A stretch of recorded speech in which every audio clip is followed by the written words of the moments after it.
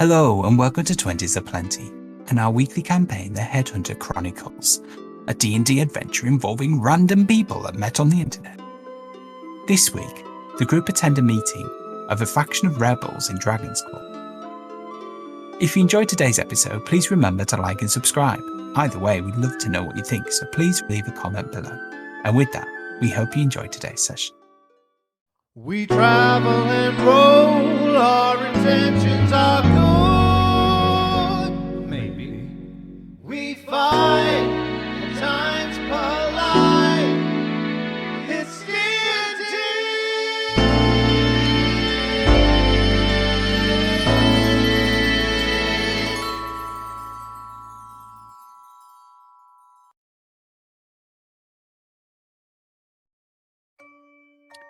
So, when last we set off, the group were on their way back from petitioning the Council of Dragon's Claw for their airship back.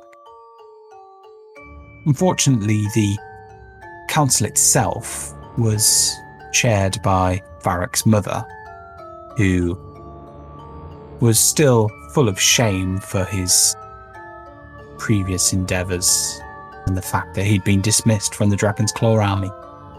On the way back, the group encountered a young black dragonborn that had been following them on their way to the meeting. She was beckoning them to come into an alleyway. Varric and Korsk headed into the alleyway, later followed by the rest. She encouraged them to follow, and she guided them to a house in the wall's shade. There, Varric seen the sight of a ghost. Well, not the sight of a ghost, but one of his fallen comrades, or comrades he thought was fallen.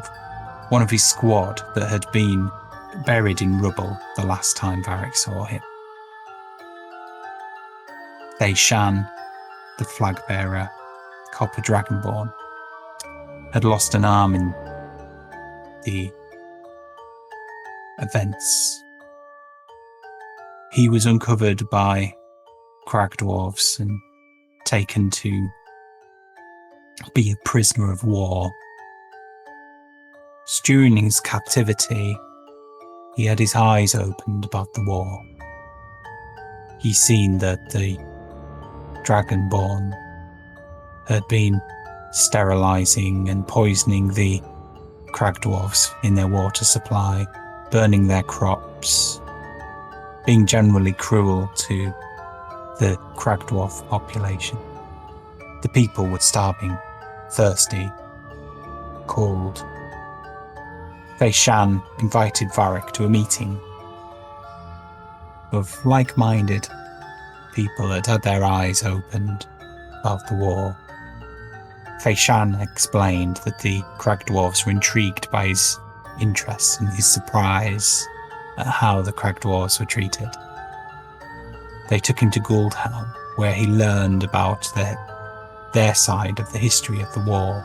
Turned out that it wasn't a war over territory at all, and that the crag dwarves had long ago agreed a peace deal with the Dragonborn. As part of that peace deal, there was a peace offering the Dragonborn gave, part of an ancient artifact. Unfortunately, Dragonclaw decided they wanted their peace offering back to make the artifact whole again. The crag dwarves refused and were met by the full fury of the Dragonclaw army. A long, bloody war ensued for hundreds of years. Varric said he'd consider attending the meeting, but he was reluctant. His instincts told him to hate the crag dwarves. They couldn't be trusted. The group left, and back at the Dragon's Claw Inn, they discovered Varric had received a letter. In that letter was a ring and an address with instructions of how to enter the house through the back door. The group discussed their plan to recover the airship, deciding that given it was in Axmouth, place where hundreds of thousands of Dragonclaw troops were stationed, they decided that they had to somehow create a ruse that they were allowed to take the airship. They decided that they would need to get hold of a piece of paper with Varric's mother's signature on. Miran, council member and military advisor. After that, the next day, Varric and Marcus and Cleo headed to the address in the letter, discovering that it was actually Varric's niece, Karen, and her betrothed, Faeshan, who needed his help. Karen had been subject to a proposal of arranged marriage that she did not want to be involved in. One of the lieutenants in the Dragonclaw army, they asked, that Varric help stop a proposal of marriage at a dinner party later that week, and asked him to enter the barracks of the Fist to go to the lieutenant's home and steal the engagement ring that he'd purchased. That would give the couple opportunity to marry themselves. The rest of the group headed out and did some shopping. Gifts were bought. But also, Korsk did some inquiries of the whereabouts of the kobolds that they tracked to Dragonclaw. He discovered that they'd been doing jobs for the Mercenaries Guild, collecting bounties.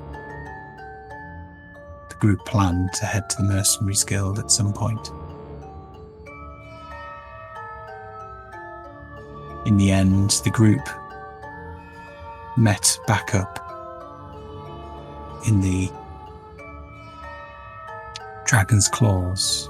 Varric told them the news of the job and his niece's predicament, and said that his niece would obtain a document with his mother's signature on, albeit potentially an old signature, in exchange for ruining his mother's wedding plans for his niece. And that's where we kick off today. So, what would you like to do? Oh, so we still in the Dragon's Claws, then? Yeah, I think you're back at the Dragon's Claw. Yeah. Are we just waiting till morning and then doing the heist? So the heist is early morning. I forget when's the meeting. Is the meeting the next evening? Meeting's today, isn't it? Because we talked to the guy yesterday. Evening then. So it was we were going to do the. We were going to go to the group meeting with the group. Everyone was going to go to the meeting there, and then we were going to go after the meeting into the early morning to do the heist. So I would say it's mid-afternoon now. Probably about 2:00. Mm.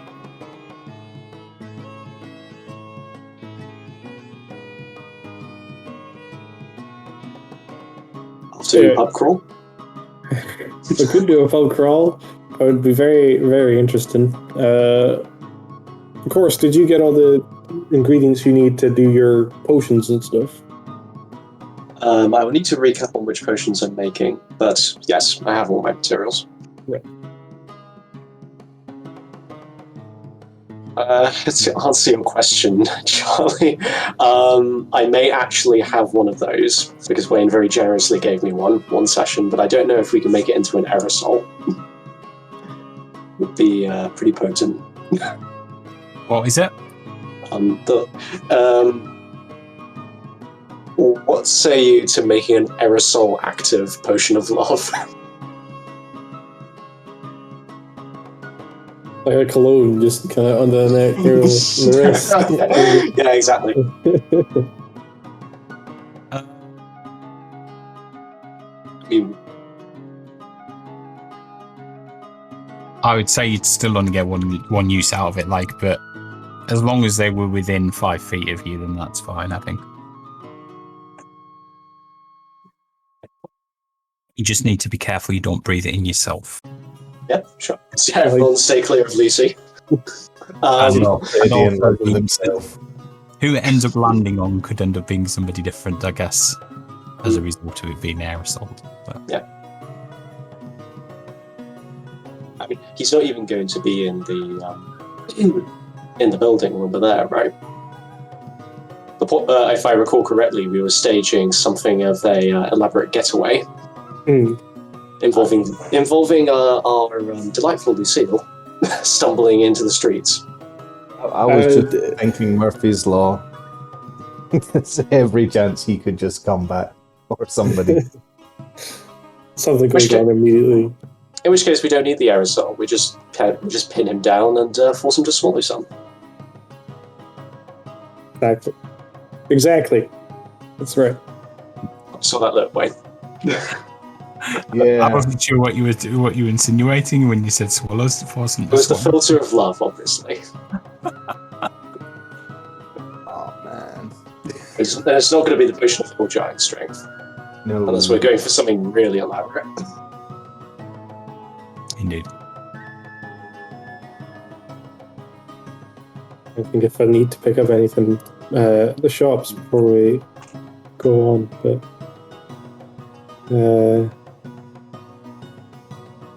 So, jog my memory of Eric. Which of us needed disguises again? so I need a disguise because people know me. When you're talking about for? What do you mean? For when we go over to the house of the man who is bothering your niece. Right. So preferably me. I would like a disguise if possible, because if I'm found, it makes sense if I'm caught there. You know what I mean? So, and obviously Lucy, I'll need a disguise as well. He has that covered on his own, I think, though. Do it unless somebody touches me, But which yeah. I hope won't happen. But yeah, I'm sure it'll be fine. Yeah, we'll figure it out. I'm sure it'll be fine. I think Jess's polymorph spell was going to create Lucille from Lucy, I believe. Yeah. I can't wait.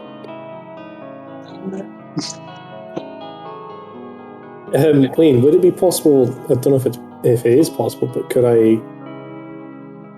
There's no point. Doesn't matter. I was just like, I'll maybe find like a shop to upgrade my staff, and you know what I mean, like that'll affect my spells a bit, but it doesn't. It's got nothing to do with my spells. It's just damage and to hit, but ignore that.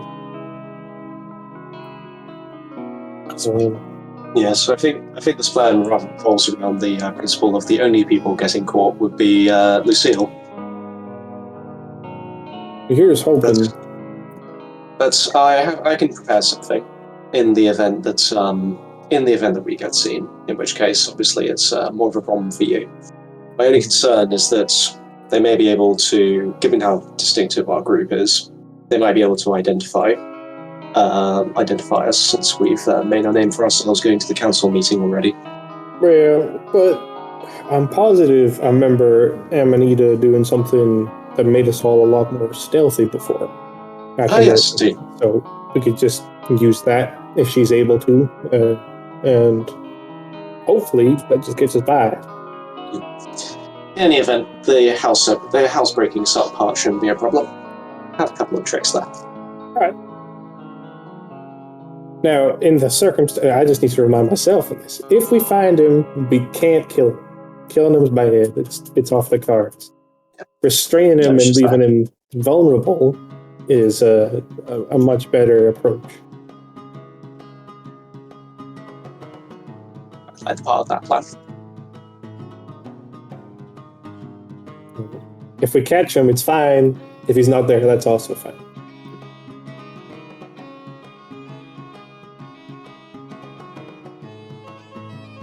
In any case, I believe our preparations and planning are complete for that. Yeah. The only thing left is the meeting. Are you still skeptical about going to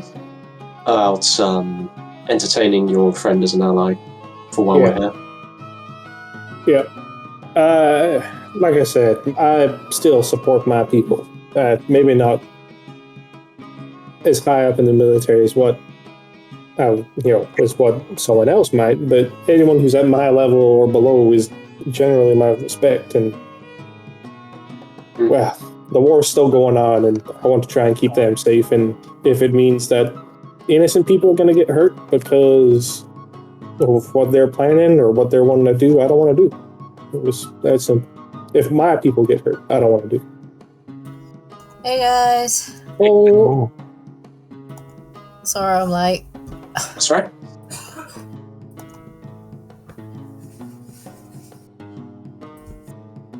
I think we just finished the plan for, and Charlie's actually just put the final touches on the plan in the general chat.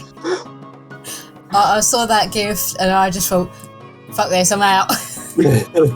Well, our opposition just ended, so I was like, yeah, no, I've got go. I've got to go. I really have to go. There's too much interesting things. There's a man chained to a bed. Alright, did we decide at the end if we're going with the beard or not?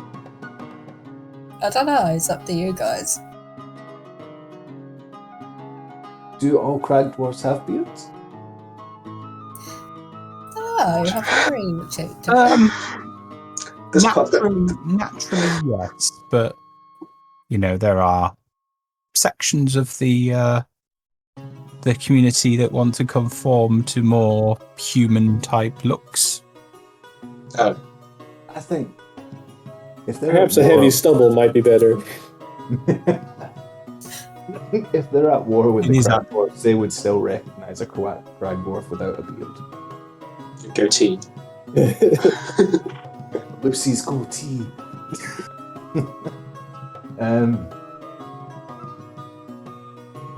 I don't know. I kind of like the look without the beard, but that's just as a character, I like it. I'll leave it up to the group to decide. Maybe you can do it with the beard for this session, and then later reference you can take the beard off. That's true. Not obliged to keep the beard in later representations. Yeah. Crag dwarves can shave.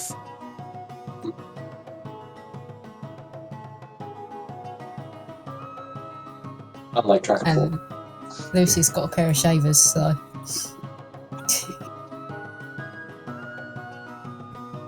Shave a crag dwarf. Okay. That's Lucy's new mission, to shave all the crag dwarfs' beards. Just so you can make a fake one for Lucille. Oh no. I think the words cruel and unusual punishment come to mind. Come to mind. Sorry, I'm tired. I guess I'll just be back in 2 seconds. You can keep going without me. I'll just be 2 seconds. No, really, I just have a mental image now of it's like a prisoner of war camp, and all the crag dwarves are mulling over their imprisonments over the table, and then they each get taken away in turn and coming back beardless. It's like the weird punishment of solitary confinement is to shave your beard. Well, if that's canon, then maybe you should lose the beard. That's a backstory now. Yeah. Former prisoner of war, now doer of favours for soldiers.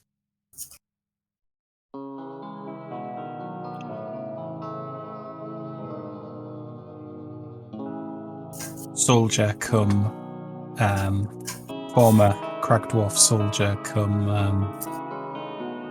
lady of the night. Oh, why can't I call it the word?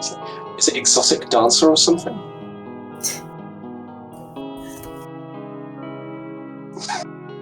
Escort? Escort of the...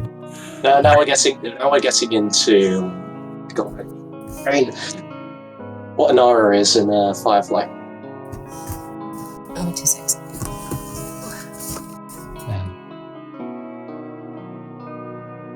It's one of the few popular sci-fi series I've never watched, though. There are a lot of good episodes. Well, it's only one season, but many the episodes are good in their own way. A guy I used to work with was absolutely obsessed with it at one point. So what's her backstory then? So she's a former soldier, prisoner of war, turned Elite companion? turned evening companion. It's like, imagine if The Great Escape was set in Las Vegas.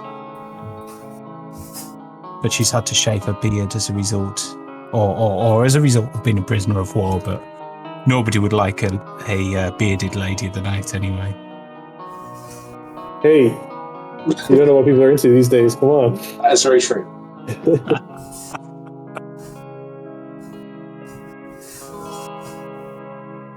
Cool. So as I said, it's about 2:00 in the afternoon. So you've got some time to kill, some kobolds to find, maybe.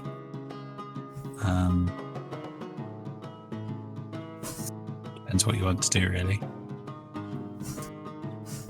Probably take you about half an hour to get to where the Mercenaries Guild is.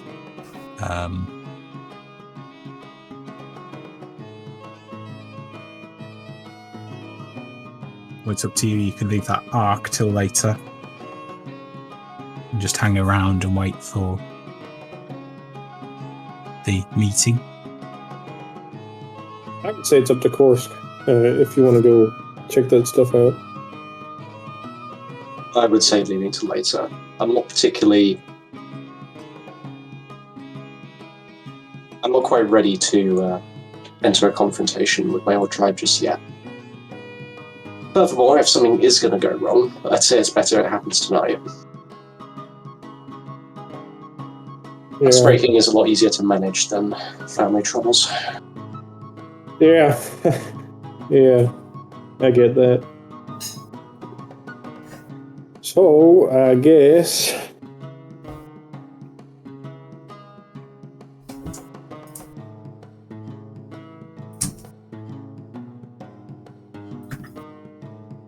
He's far too hungover still to make any decisions, so he's just waiting to hear what you guys want to do, while leaning against any cold stone walls he can find. I suppose if we're not doing anything really important in the afternoon, then Korsk would probably head down to is that Sandsbreak port, and just have a wander around to take in the sights. Okay. Anybody else care to join him? Yeah, I'll go. I'm guessing Cleo and Marcus will go along as well. Amanita will stay with Lucy after the hectic night of watching over him. Just leaning against a stone wall somewhere. Just trying to do that. So you head to Sandsbreak Port, or the top of the cliff over it. There's a bit of like a fish market there.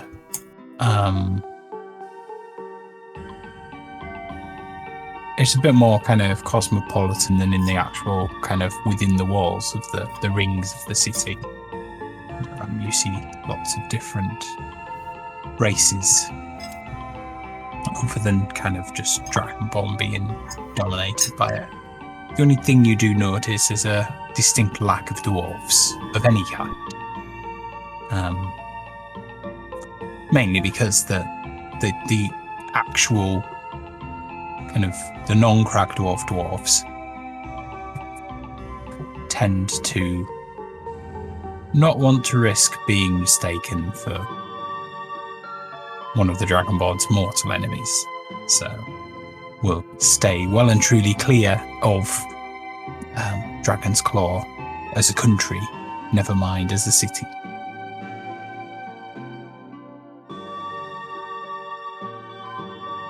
So I imagine we just we walk down the port, check out some of the market stalls with the fish and any things like imported spices, if there's any of those. Yeah, there is a few. I mean, Dragon's Claw does grow a number of spices itself in places because just it's one of the few. There's a particular spice which is one of the few things that actually grows there, and it's known for its distinct heat and can actually burn the skin if you have too much of it at once. There is actually a particular medic in Portside that deals primarily with foreigners that have burnt themselves from eating too much of this particular spice. Unscrupulous restaurants will sometimes put too much of it on to get rid of foreigners because they just want to serve locals. We're all racists. Anyway, how much would it be to buy a bag of that spice? How much will it cost? Hmm. It's quite expensive, so to get a big bag, it's probably about, which will probably last like 100 meals worth. It's probably about 15 gold pieces. Instantly. I'll buy a bag.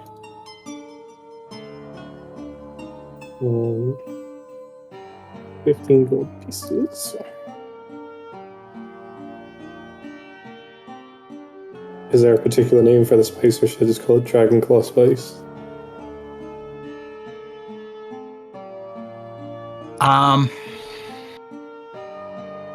The locals know it as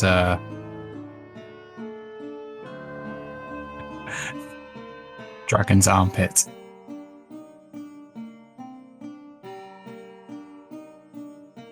There is a story behind that, but you can't quite recall it.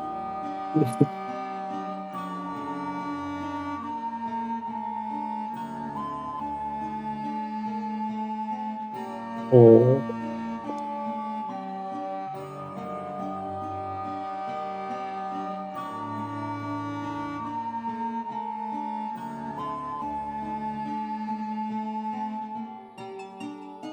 But effectively, you could use it as a weapon if you got like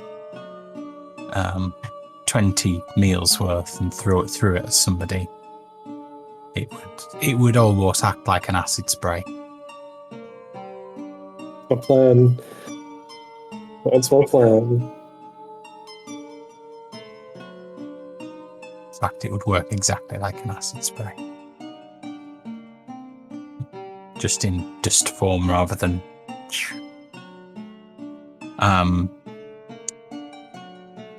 So, you spend some time milling around the stalls. Excuse me. Watch the seagulls. Korska's, it's not a look of wonderment, but certainly some fascination. He's never really been to a true port city before, with Catan and his homeland being landlocked. One of the things you do notice is it just absolutely stinks of fish in that port. He's trying to enjoy the sun and sea breeze, but the fish is just spoiling it. Yeah. But you will, I mean, it's very clear and you can see, the horizon just seems to go on and on. You can just about see the ferry in the distance heading in this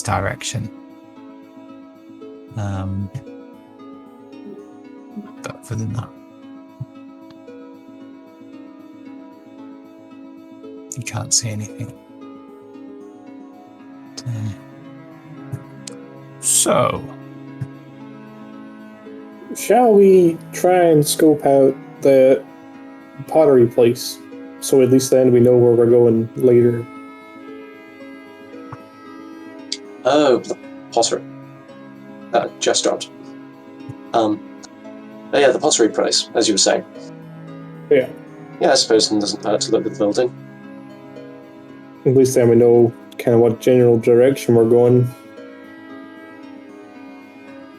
yes, I think, wasn't that in the flea market Yeah.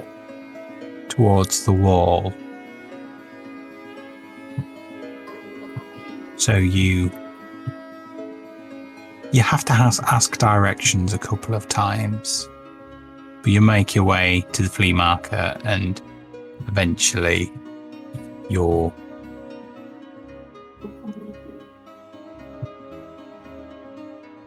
find somebody who knows where it is.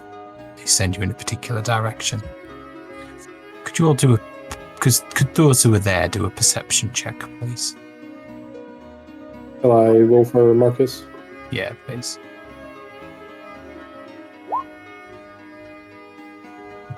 Mm-hmm.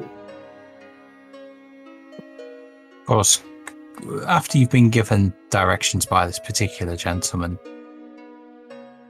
you notice a group of people following you. The directions that he's given you take you down an alleyway. You're at the entrance to that alleyway now. What do you do? Do we have to pass through the alleyway, or is it in the alleyway, or how can we go around the It's alleyway? not in the alleyway, but you were given directions to go through the alleyway, so you would need to find another way somehow.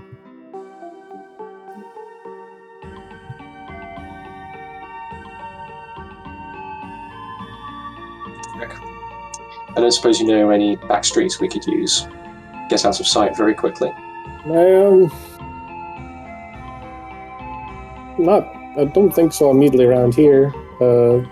Wayne, did I remember any? I don't think I'd be through here too often, so... Yeah, I mean, it's a bit of a kind of beggar's market type of thing. You would never have really... You would have passed through it multiple times, but you would never have gone into any of the side streets or anything like that. It would have been told. You would have been told it was probably there was nothing there for you, but also you kind of got the impression you translated that as in it's quite dangerous in that place. So don't do it. Well, I don't want to get us trapped in a cul-de-sac. Not sure how much use our spells would be in the situation either. You notice the people that were following you seem to have stopped and are looking in a shop window. There's a group of about 5 or 6 of them, looking quite burly. You spot 1 or 2 of them have knives, axes on their belts. Hide folks, nothing more than that.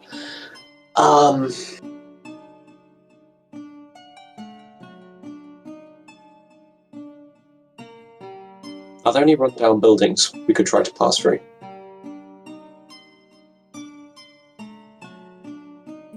It's more of like ramshackle type things. Everything just tends to have a single exit through the front. They're like little market stall type things that make these roads in this area. There's a few mud huts and things like that, but again, only one door.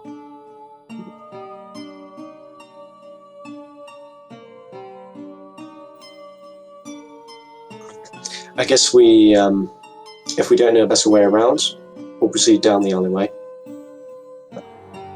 Varric, in the event of trouble, I'll throw a distraction behind us. We keep proceeding and try to get out the front, okay?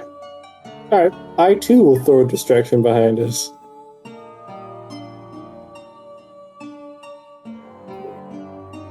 You head down that alleyway.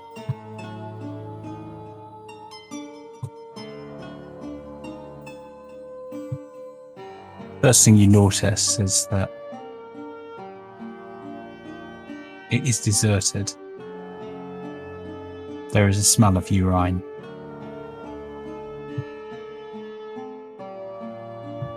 Lucy? It goes a little bit further and then comes to a dead end. You turn to look behind you and you see the group of individuals stood there.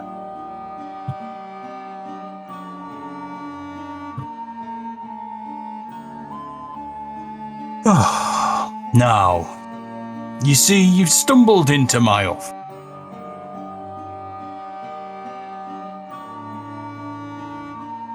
Oh, sorry, can you repeat the last word? Office. Do you have an appointment? No, I'll take a drink if you're offering. Do I look like a barmaid? He says, your office. What kind of gentleman doesn't have a drinks cabinet? Or a table and a chair?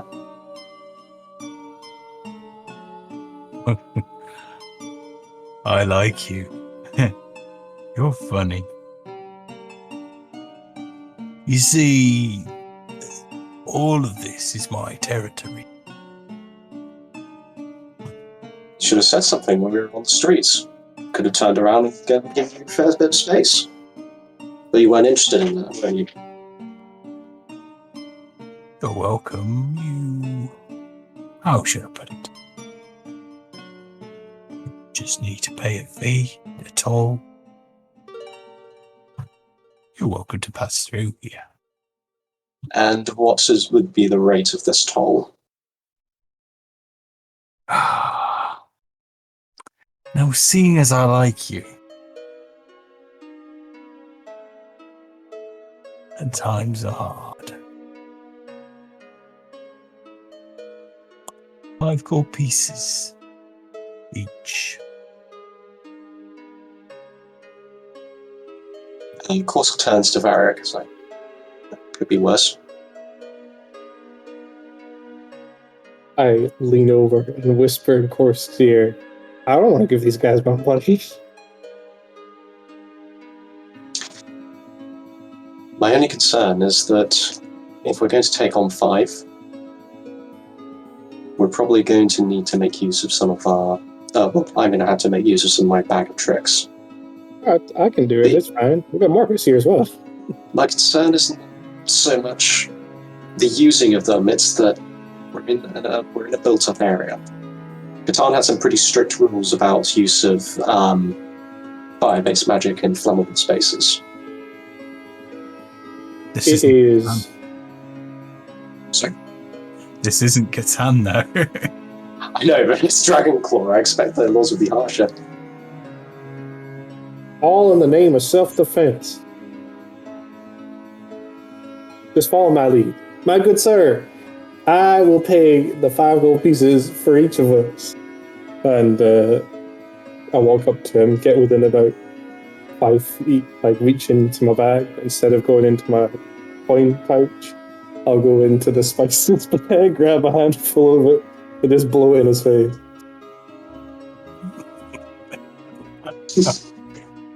He goes down in agony, rubbing his eyes.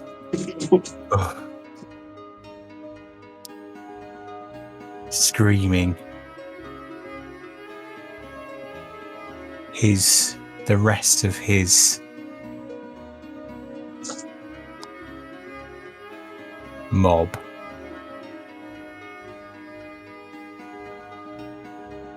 turn and run. I think I was getting ready. I think I was getting ready to use flaming sphere from these guys. The other one, he sat there rubbing his eyes, going, "Oh, what'd you do that for? I'm only trying to make a living. Oh, my eyes." Good. Let's go. I gotta just run by him. very brusquely walk away, hands in pockets. Just my hands off, just over his head, just kind of carrying.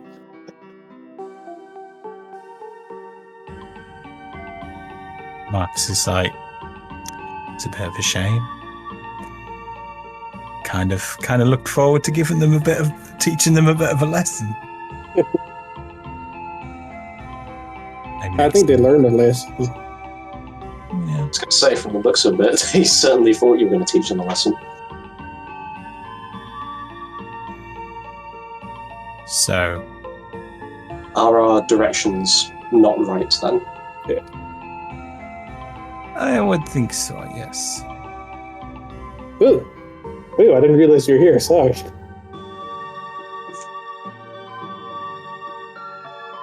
But from the description, I do recall it's somewhere around here.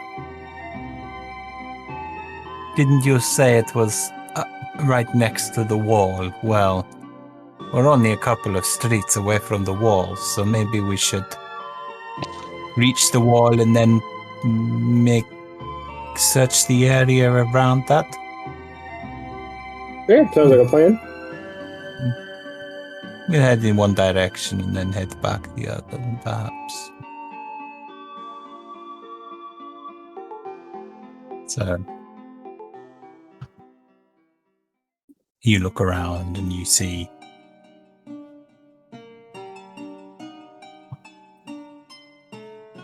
kind of sellers of some rather dodgy items. You can tell there are gangs that have spread out of the wall shade in the particular area that you're in. You know, weapons that are meant to look like just everyday items.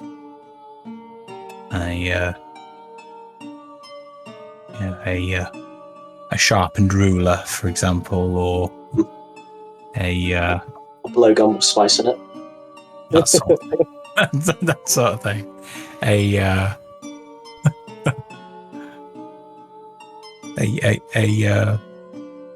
Oh, like a cigar, but it's got spice and you blow into it. Yeah, was it all at the front? Yeah. Yeah, exactly. A book that you can kind of fire knives out of by opening. So, a glove with knuckle dusters inside. It's like student weapons. Like, and here are my references, sir. A bag that grows spikes out of it and could be used as like is it a morning star? Flail. Sorry. Charlie's face. It's like absolute torture. You'd still Charlie? Just upset I'm missing the shop.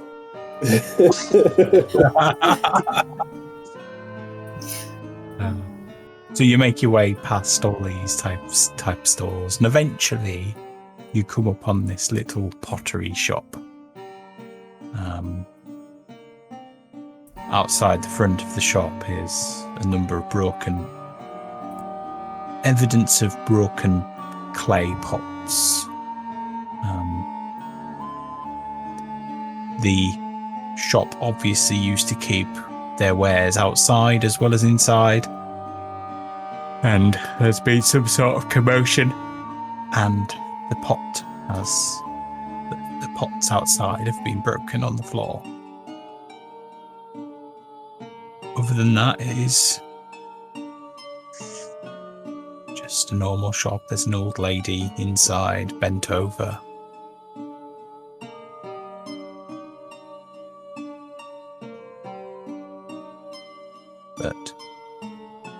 And surprisingly enough, you can see beyond you can see the front, but the building goes on a little bit behind. You know what looks like a kiln room or something, where they actually bake the clay into pottery.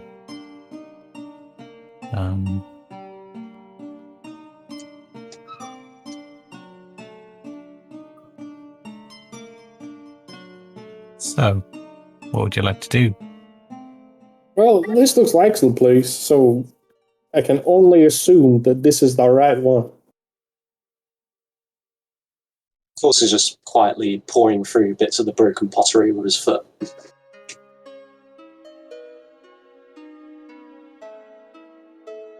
That's Yeah. really.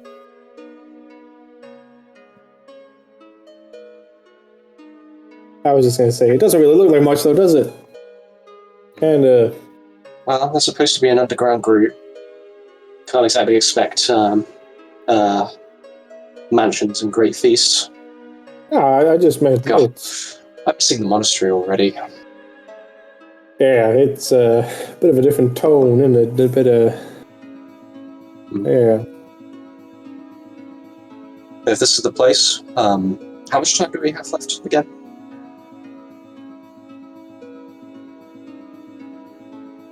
You've got about 3 hours left, I think, before the time of the meeting.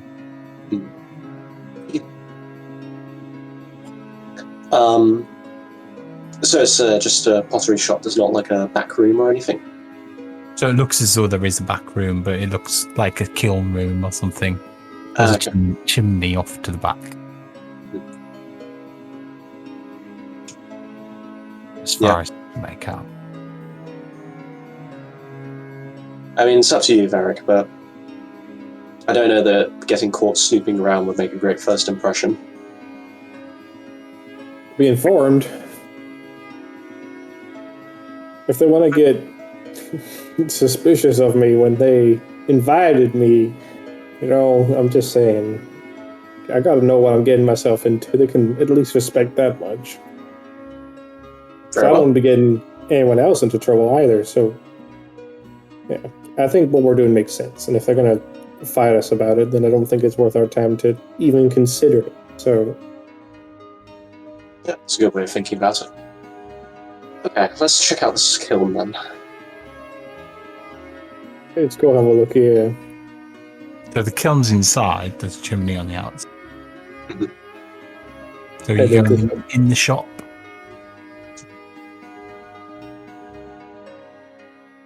So you walk into the shop and the old dragonborn lady looks up.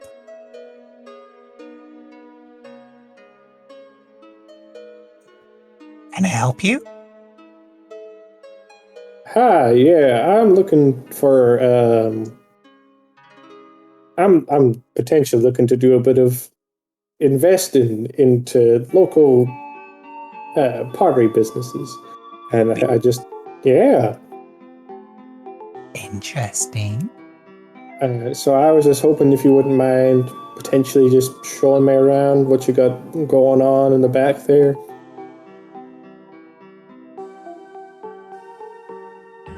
Well, why would I want to do that to a potential rival? I'm not a rival. I'm an investor. I'm looking to help get potential pottery shops on their feet and on the go for just a small bid in return. Well, why are you funding my rivals then? I've not funded anyone yet. It could be a one-way deal if you wanted. I'm good, thank you. All right. Well, anyway, I was wondering how you made the pots and cups and stuff. So I was hoping you could at least show me that. Our expertise is crop dusting, after all. Why would a crop duster want to make pots? We're an expanding company. We're trying to corner all parts of the Dragonclaw markets. Yeah. Do a deception check, please. I was wondering when this was going to come up. Who do you want to roll for, John? It's not gonna- I mean, it was transparently Chris, so... I don't know about crop dusting, but you're certainly full of shit. Rather like your produce.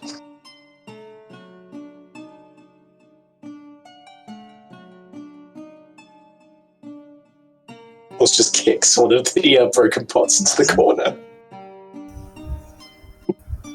Well, art's there for opinion, isn't it?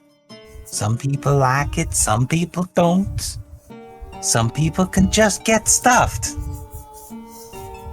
Some people can actually eat out of their bowls in the evening and not let it pour all over the floor. Then again, this conversation is going nowhere. So, Now, I've Eric. been having a bit of trouble with the gangs around here. They come here, they ask for money, they haven't got, I would say, and then they go and smash my outside. My heart bleeds for you. Well,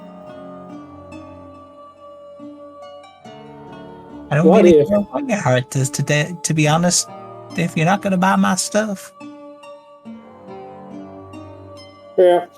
Well, thanks for your time. We'll be going now, I guess. Yeah, you do that. Imagine they're both still like staring off as Eric forced backwards out of the house. Yeah, just walks backwards out the door, yeah.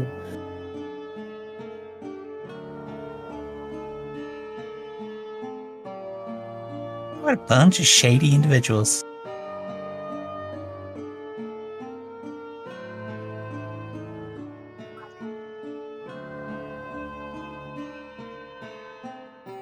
So,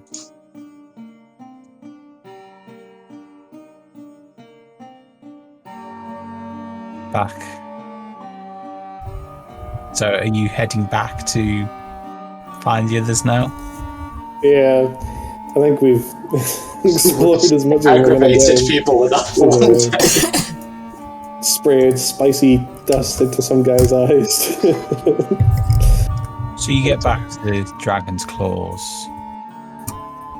to Lucy stood on a table trying on dresses, and the Dragonborn bar lady, landlady, is kind of altering the hem on a dress as Amanita's trying to explain that it needs to be really short. And she's like, well, I don't really normally do this. It's a bit of a hobby of mine, but yeah. Can I ask what's the occasion? Lucy's just distracted, flapping his dress a bit, going, ooh, breezy. It's for our friend's ma. Oh, she's a bit shorter than him, is she? Yeah. It's just So you come into this site, and Marcus is like, good God. Lucy, you never seem to surprise me. Fail to surprise me. You look good.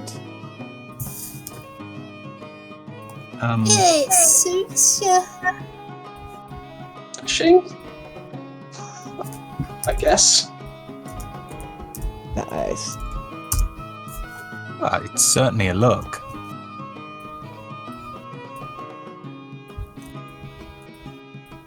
Like, is it a sort of seducting a dragonborn in the middle of the night kind of look, or is it a, I don't know, Lucy in a dress kind of look?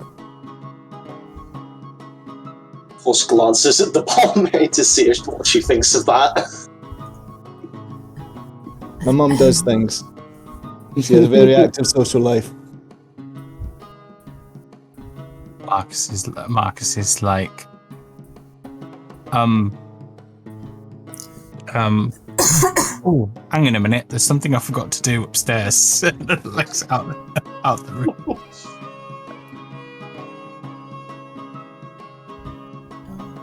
Lucy, I think by the time you add the other items to your outfit, I'm sure you will look lovely.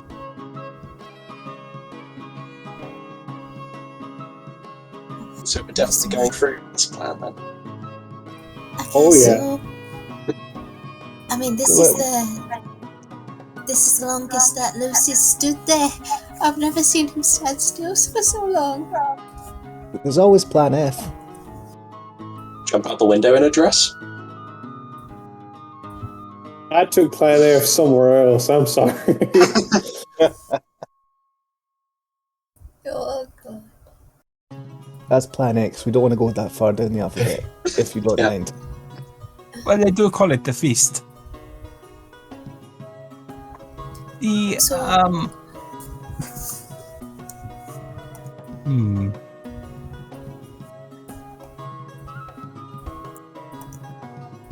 What did you guys get up to? Yeah, we met some of the locals. Friendly Were bunch? they nice? No.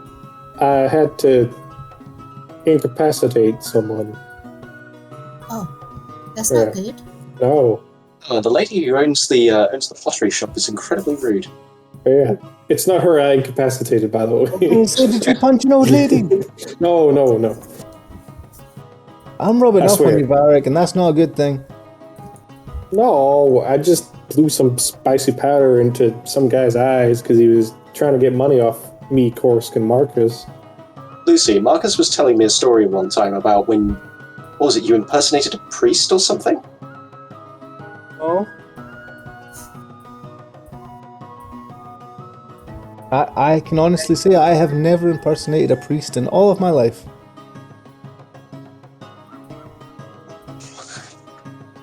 Marcus reappears going, yeah, you say that, Lucy, but we all know you did. I didn't. That no word of a lie. I have never impersonated a priest. Why did Alice shoot you in the buttocks then? Because I was disguised as a sergeant in the bad army.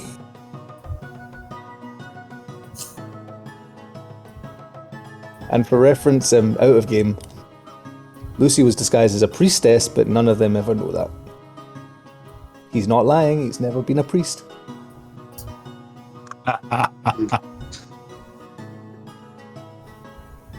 But yeah, In the any group event- only saw him as the army sergeant. And that's when Alice shot him. In any event, I'm sensing something of a pattern here with poorly chosen disguises. No, he chooses lots of different outfits. He's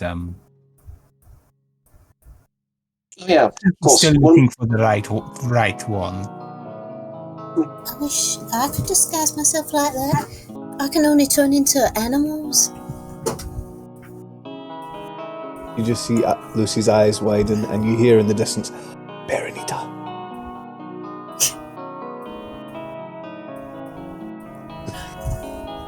Oh, we need the bear. Oh. you combine it with the eyesight and make it polar bear, and you Yeah. Oh. This heist plan consists of a crag dwarf lady of the night, a bear, polar bear. And 20 foot of rope.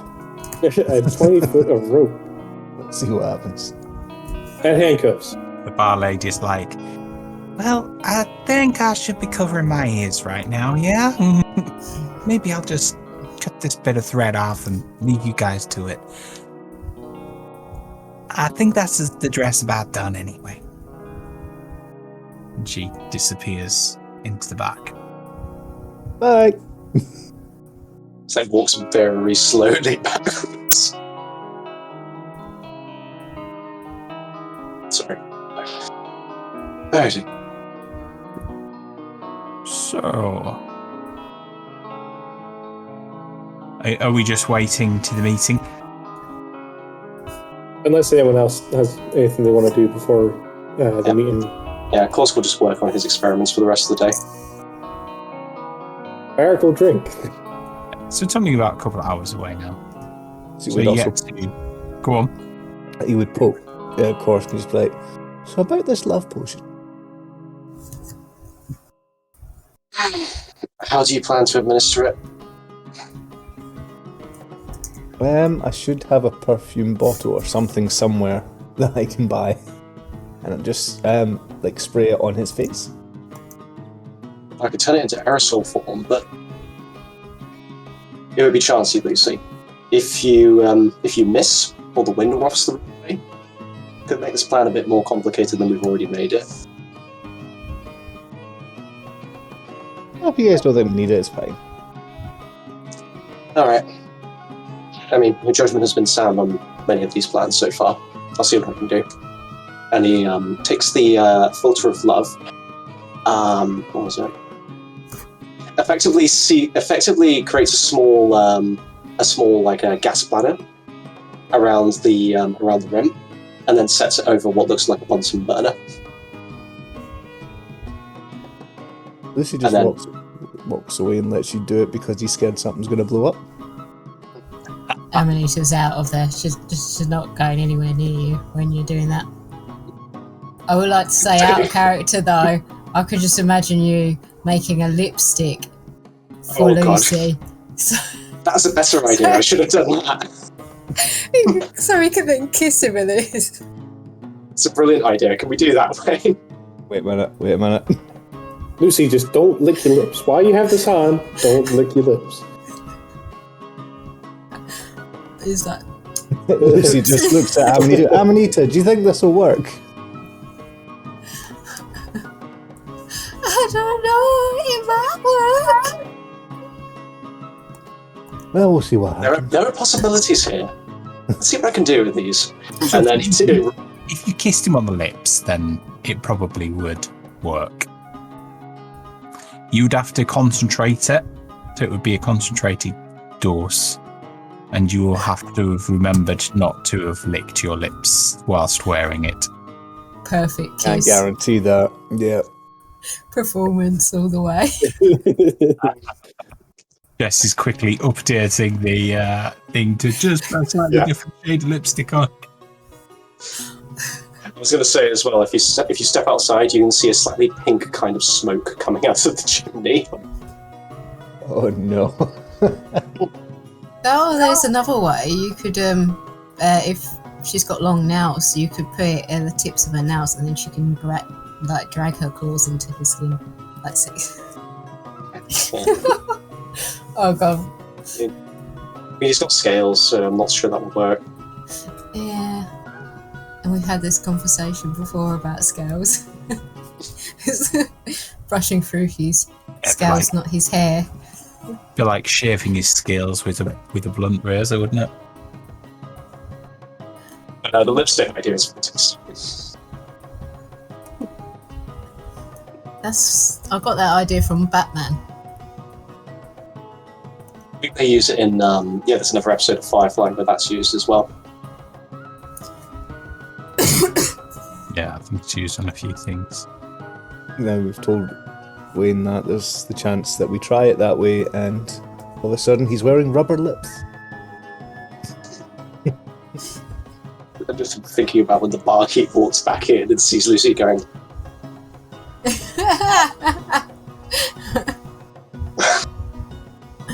She's like,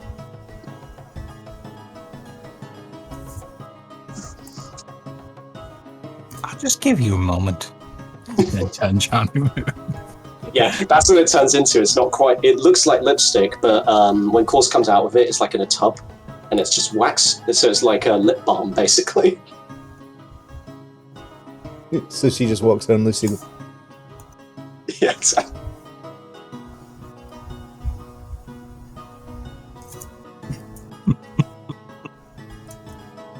Oh dear. She's probably thinking, yep, I really need to wash my eyes out tonight.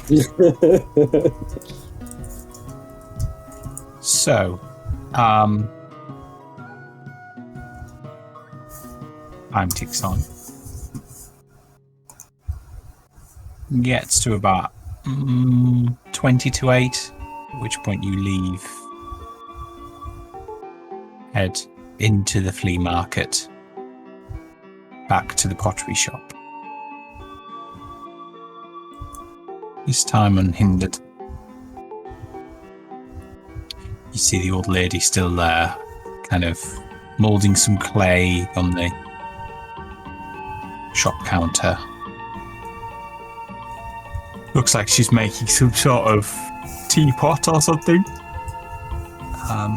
She's kind of doing it by candlelight. You can see her eyes are straining. She looks exhausted, to be honest. What do you want to do? Did you say she was making tea? A teapot. I'll come in and go, oh, you take a seat, I'll cook that for you. Don't worry, put your feet up. Is there stone floor anywhere?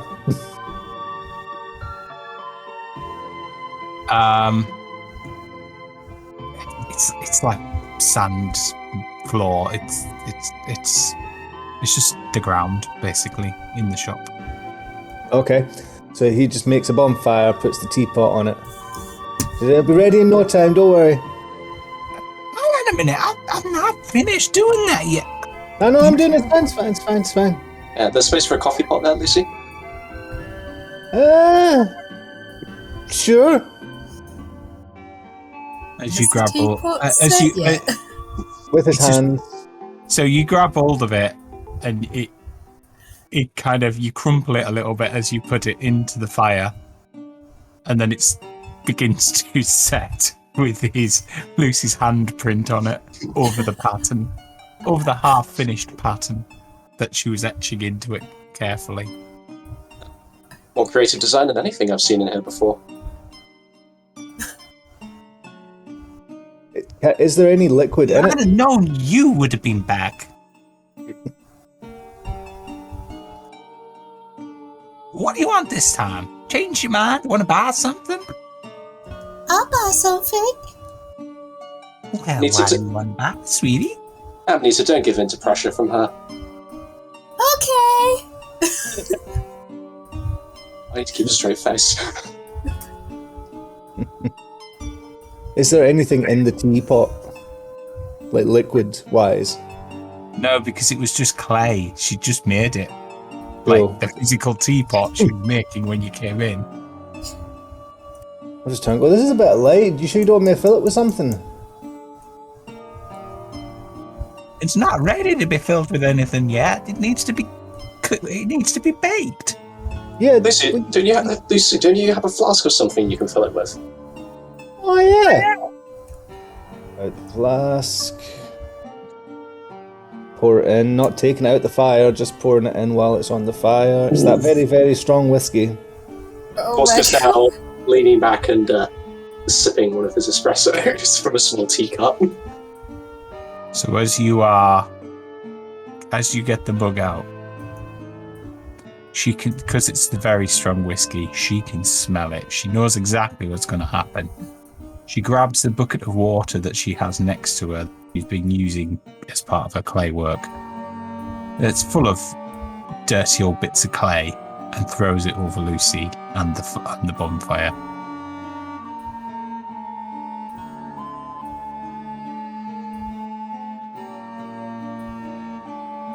You're gonna cause a fire. This shop is my livelihood. I want you burning it to the ground.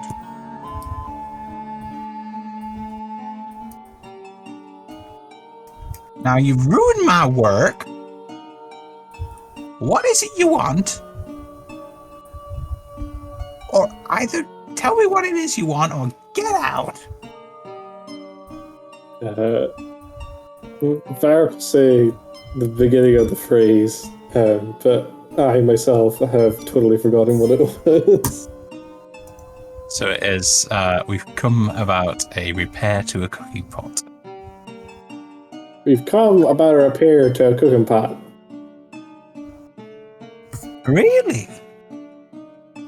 What color is it? Red? Okay. Follow me. She takes you into the back room. In the back room, you see the kiln, which is burning away, but nothing's in it at this point in time. And then she moves a rug off the ground, opens a trapdoor, and leads you down into a basement. At the bottom of the stairs down to the basement, there is a door. I'm sure you guys can see yourselves in. Now, just be quiet on your way back out. I don't want any attention brought to this place, okay? Of course. I leave 5 as I'm heading down the stairs. I leave 5 gold on the side as I'm heading down. Well, thank you, sir. That'll more than pay for the damage your friend caused. Here. Very much. Sorry.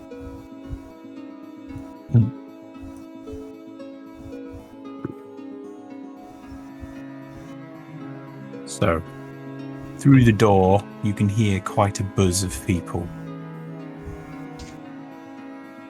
Do you open the door? I knock first, and then open the door. It's quite a. You can hear that the talking is quite loud. Nobody's answered the door at your knock.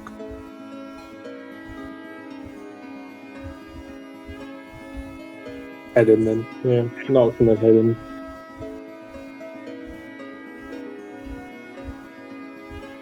In there, you see it's quite a big room, actually, bigger than the size of the actual shop. It obviously goes under the road, and the market stalls that are nearby, either side of the road. In the room, it's probably about 30 to 40 people, different ages. You recognise some are still in military uniforms, obviously former soldiers.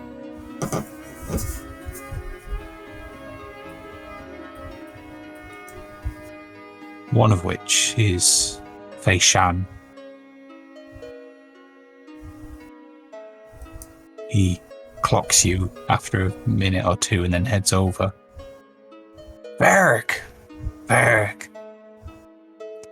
glad you decided to come. Yeah, well, it's always good to see you, Faeshan. But, like I said, there's no promises I'll stay the full night, and no guarantee I'll be back. Maybe hopefully you'll just get an idea to how we operate with this, and convince yourself we don't mean any harm, we only good. Anyway, I think people are starting to take seats, so make sure you sit near the front. Get a good view. Sure. Thanks, Faeshan. In the background, you can see a pair of yellow eyes from Viva looking across the room at you. She looks quite stern. She's talking to a white dragonborn that seems to have quite a bit of presence. He's dressed in robes of some sort, but not almost like a priest, but with no obvious symbols. After a while, Viva goes and takes a seat, and the man is left there standing at the front. Welcome, brother.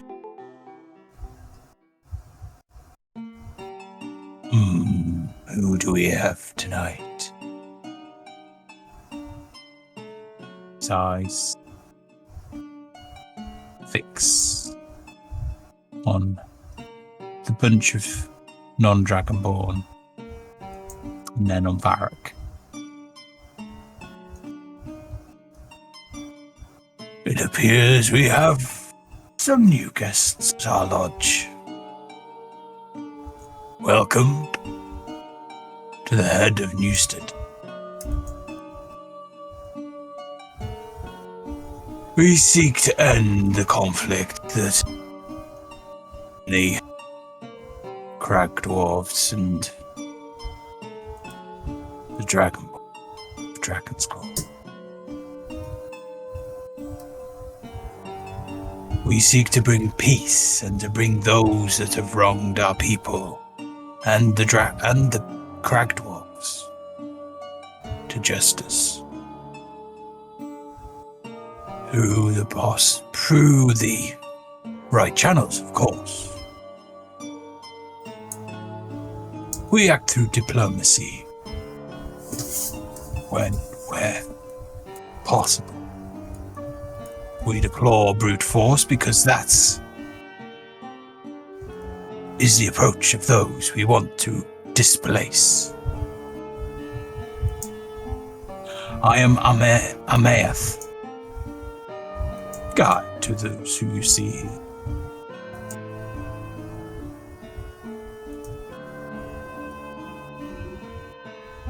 Now, to business. And he starts discussing kind of like just order of business, and there's a number of he seems to be going through a list of things that need to be done and asking for volunteers. So there's missions to and there's updates on existing missions, so missions to undermine bits of the military, for example, through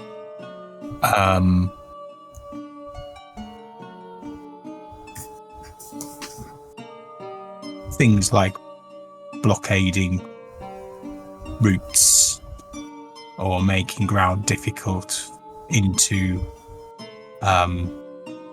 Dragon's Claw, trying to set up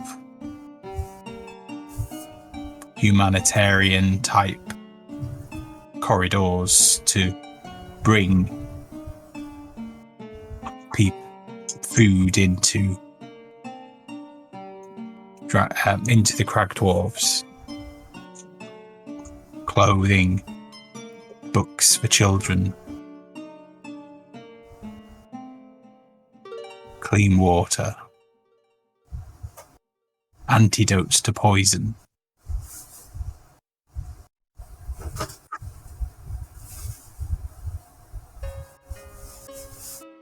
You see that individuals are happy to volunteer to do individual pieces of work, whether it be something that is personally dangerous to them, like trying to interfere with something, or just something like rather mundane, like going to buy some apples for a food transport. At the end, he then speaks of the game. And that leaves one final job.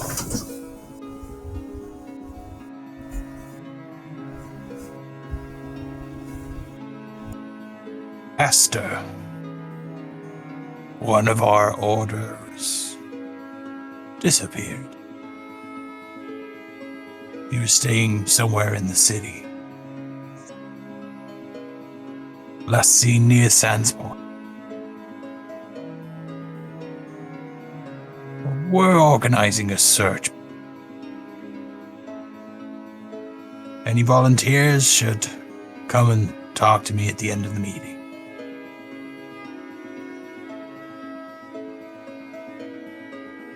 Now,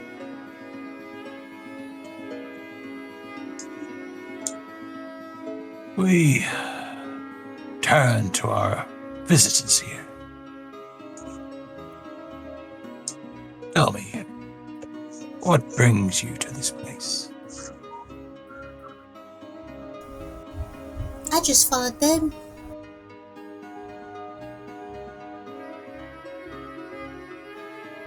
Yeah, we were invited by Faeshan over there. I'm not going to point to Faeshan. He recommended I come and check it out. Ah, Brother Faeshan. Always the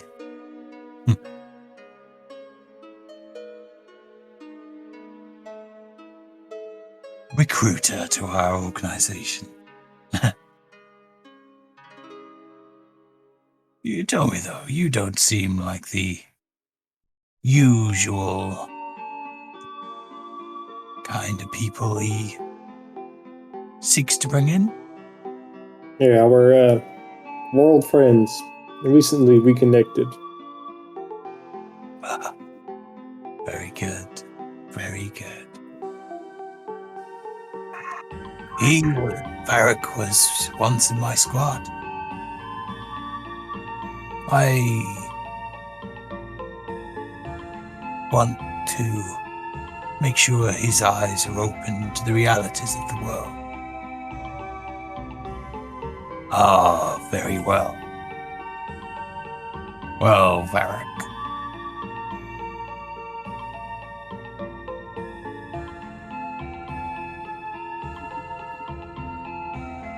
Perhaps we should discuss matters when we are done. What do you think of our little order? Not much to think, really. It's a group of people displeased with current affairs, I guess. Do you feel we have a right to be displeased? I don't know. You have a right to be displeased. Yeah. I mean, given Faeshan can, vouch for this, but given the situation in which we separated, yeah, I would say both of us have reason to be displeased. And I dare say each and every one of you people in this room has a reason to be displeased. However, I'm just not sold, if you catch my drift.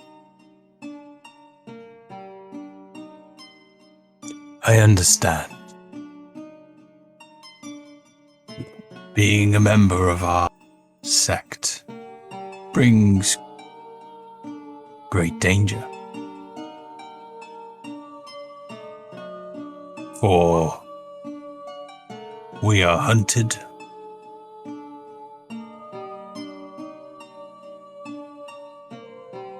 at risk of our families coming to harm. However, should we succeed, millions that would perish on both sides of the war will be saved.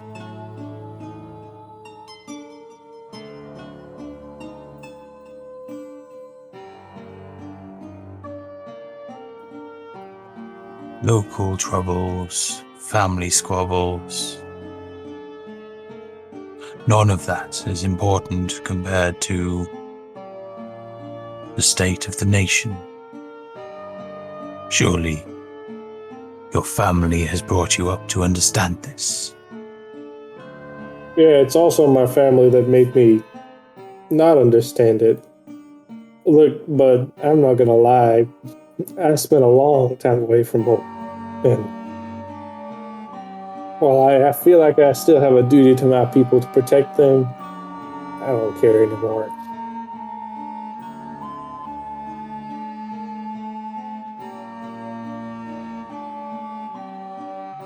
You say that, or at least for most people here, the state is still important and should come before our families, our friends, and no.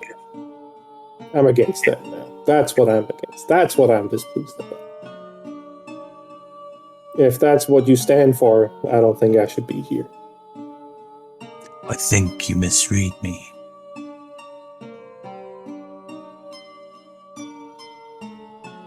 The state as it is betrays its people.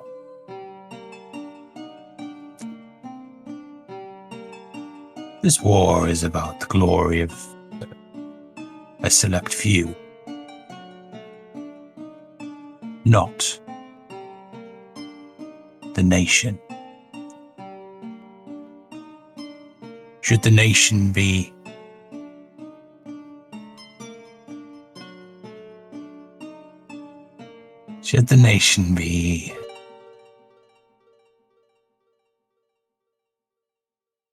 led in the right way, then those within the nation should be willing to sacrifice themselves in its name.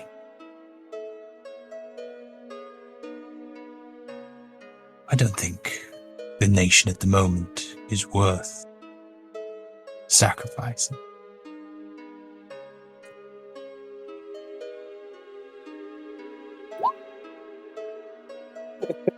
Is your friend okay? I think you might need some help. Amanita's probably giving him all back on the... So Lucy has eaten a sweet and tried to... Well, Amanita threw it, I think, and Lucy tried to catch it, and it went down the wrong way. He is now gasping for air.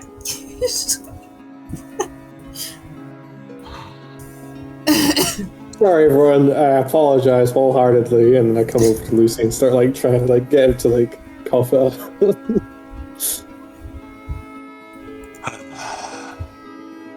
I have some experience in these matters.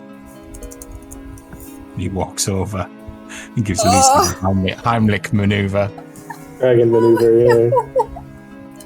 Oh, that's not awkward at all. Is anyone standing in front of me? I suppose Torsko's had been moving to use his shield on your stomach. So you, he does a Heimlich maneuver and the sweet comes flying out and hits Korsk's shield with a book. Oh, thank you. Sometimes it is a small thing that can restrict a nation from what is needed. Just like your friend Sweet restricted his body from the air it needed. We aim to remove that metaphorical sweet from the airways of our nation. They're so tasty. Hopefully with a little less force and a little bit more grace. I don't like where this metaphor is going. I'm tiny and little. Does that mean you're gonna get rid of me too? Oh, Amanita, you're fine. Don't worry. Lucy's hands start getting fire in them. It's like, what? Oh, it's fine. It's fine. Everything's fine. Lucy, and Kors closes his hands. Okay. No one's taking Amanita away. It's just a misunderstood metaphor. No, although I am partial to a bit of a sweet myself, dear. Oh, okay. As she takes her hat out again and goes, don't choke on it. Thank you very much. I shall save it for when I have my cup of tea. He chokes on it while he's having his cup of tea. Oh, I've been trying to find. Assassinates the leader of the resistance. I've been trying to find that gif where someone's choking and someone does the Heimlich maneuver and the bit of food goes into someone else's mouth and it's just like a repetitive pattern. Oh. That sounds like something you'd find on The Simpsons or Family Guy or I something. think yeah. I can't remember. I've watched so many cartoons. Got too many siblings. So,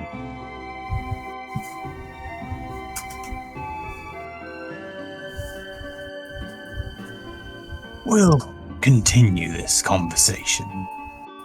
Over to you on that matter. And he claps twice. Is there any other business in the room?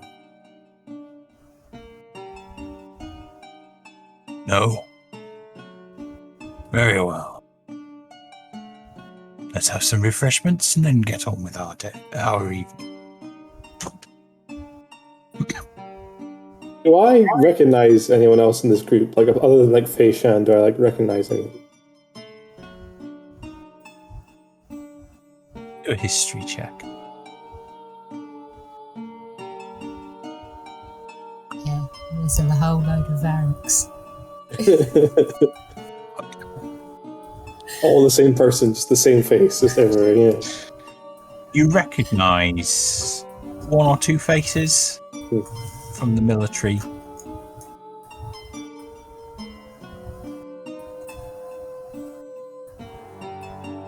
You know, all good soldiers that you remember.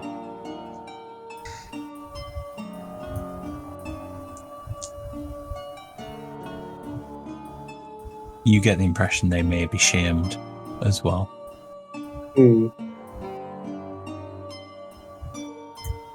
Yeah, no, I was just wondering, just in case, what to check who's in the room and whether or not I would have known them.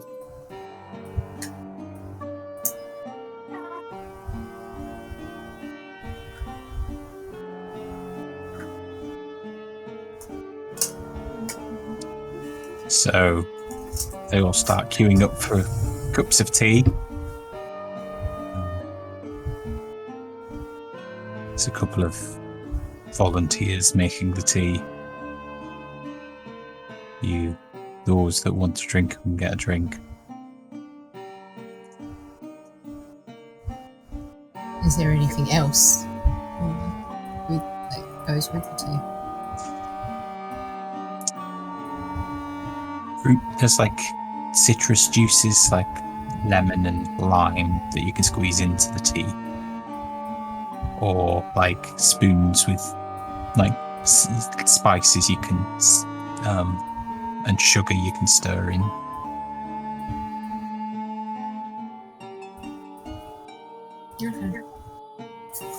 Alex is going to be drinking from his new flask. Flask. Oh, thinking about that, I've got a new tankard for you too. Oh, Completely forgot to give that to you. thanks, Amanita. I appreciate that. You should. I've got something for you too, Korsk. And she hands him a brand new flask like thing. Thank you, Amanita. You shouldn't have. I didn't like getting it, but I did it anyway. And Lucy, I got something for you.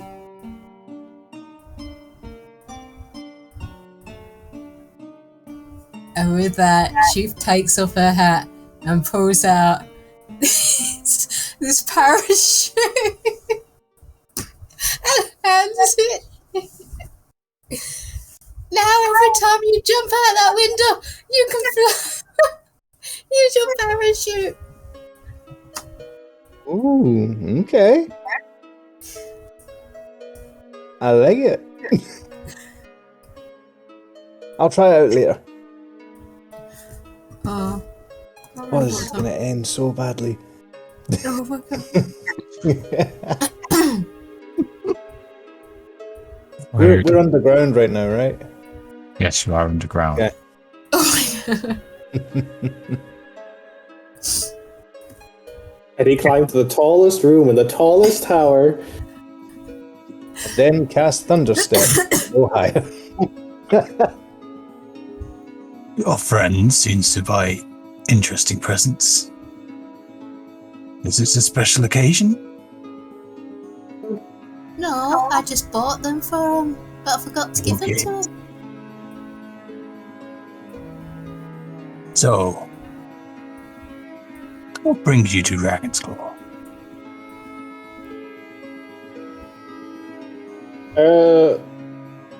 Kind of turned to Lucy.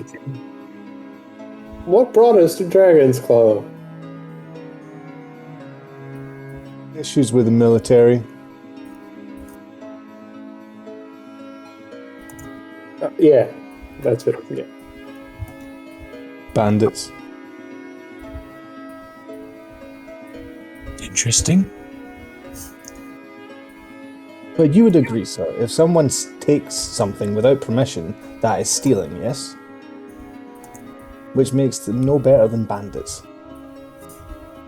Or common thieves, I guess. Exactly, so we have the right to kill them. No. Although, should a mother steal a loaf of bread to feed her child, But what if they be she's... killed? Well, maybe if she stole the bread from another mother who's trying to feed her family with that bread, and then that family died because they stole the bread. I'd say they stole it from somebody who could afford a new loaf. I'm sorry, I couldn't afford a new loaf. That was a... No. I mean... yeah. And what would this loaf of bread be in your... Our ship. Crop dusting. crop dusting?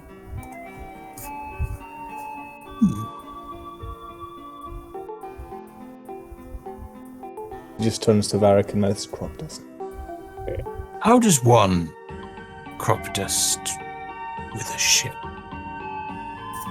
So because the ship flies, you get on the ship and you sail it over your field, and then you cut the bags open, you kind of just jiggle them a bit, and as it falls, it spreads out, and that's how it's done. If you would like a demonstration, Lucy just dusts himself off, walks by, past the man, and barks quietly. And what's quietly? Barks. Yourself. And then just keeps walking. Okay. Could Amanita do a sleight of hand check?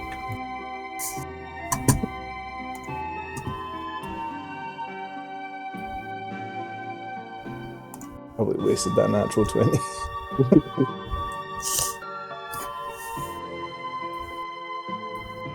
You know, my dear, you don't have to try and hide the fact that you want to take some of those items. They are for the group, after all. Just only take your fair share. Okay.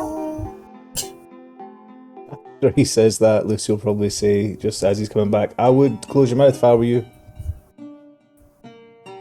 So, as far as I understand it, the military have stolen your ship.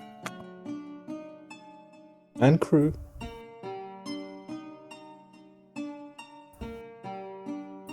Intriguing. And for the record, the crew aren't even native citizens of Dragonclaw. They're like humans and elves and stuff from other countries.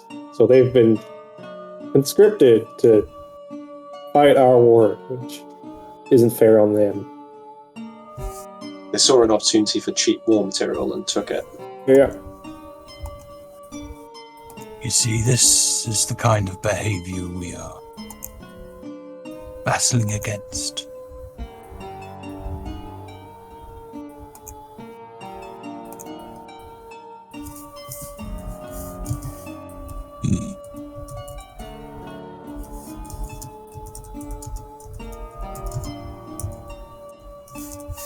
And obviously,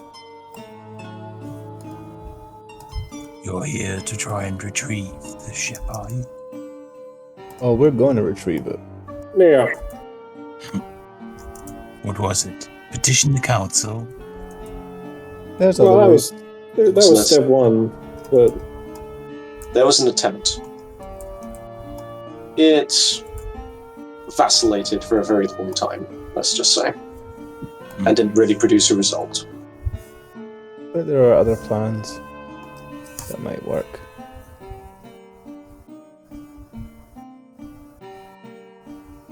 Well, unfortunately, the council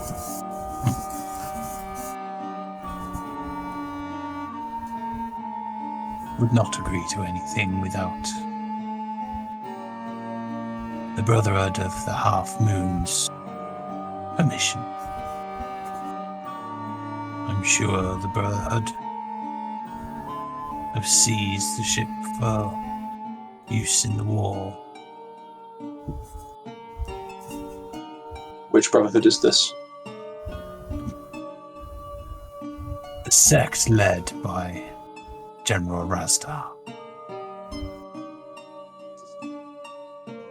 The elite of the army.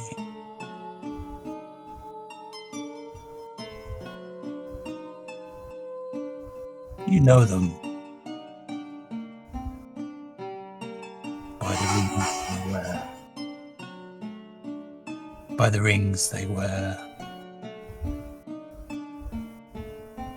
Stones which are half white and half black.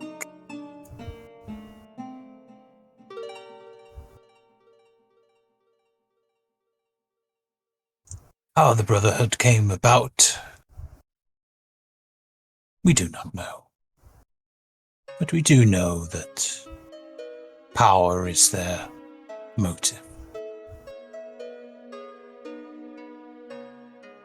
So you find yourself going to the council,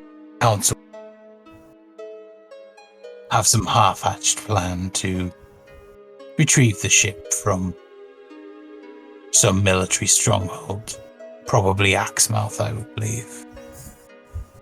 And you're stuck trying to work out how not to turn it into a suicide mission.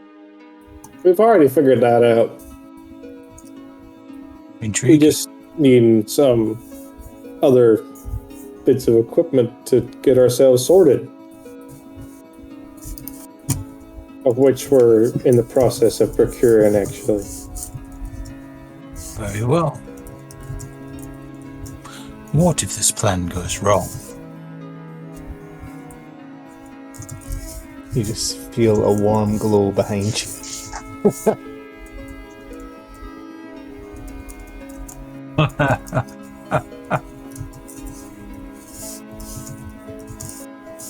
He turns to look at you.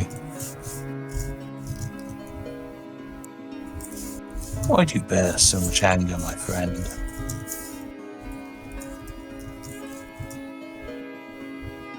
It took a lot to get our ship.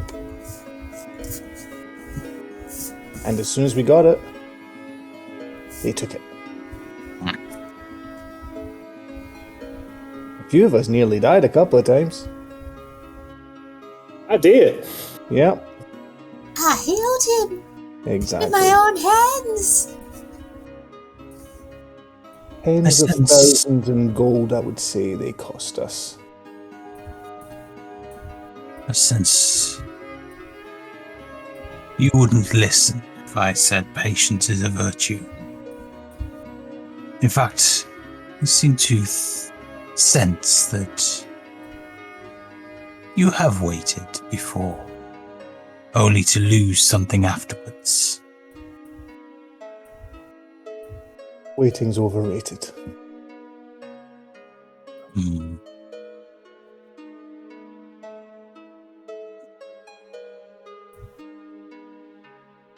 So,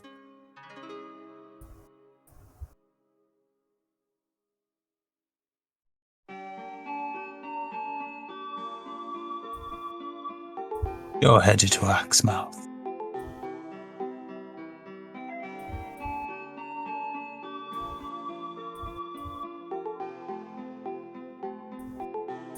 Perhaps fate has brought us together.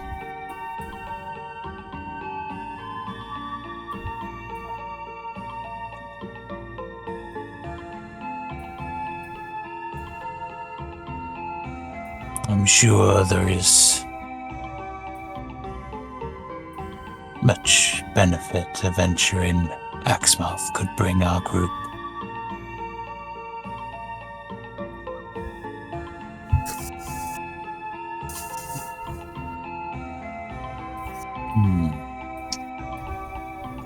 Let's say that we were to accept this partnership.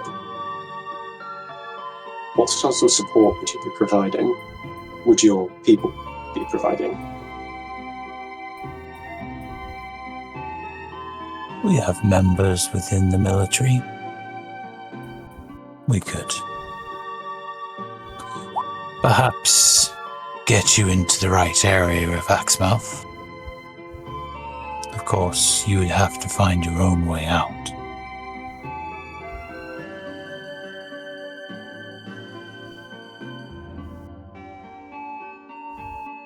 All I ask is, along the way, you happen to open a few doors, leave a few things in places. Those sorts of jobs. Of course, if nobody knows you're there, nobody's going to find out it was you that did it. I mean, it's not, if things go our way, it's not like we're going to need to consider this proposal, in my opinion.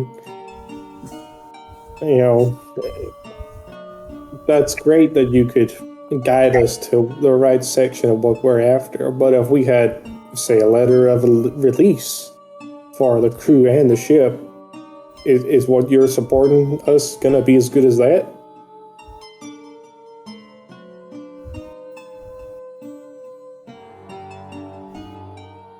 Perhaps.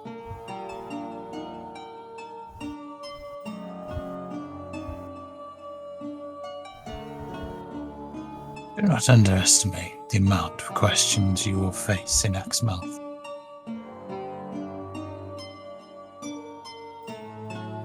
As one of the shamed, I would imagine you're not up to date with goings on in this city, necessarily. Things change over time. And when you think you've got a way in, those changes can potentially mean you're looking through the wrong door. Wouldn't hurt to have a fallback, Varric. Yeah. We'll consider it. I'm not making promises. Very well. If you want to discuss this matter further, leave a message in the shop above.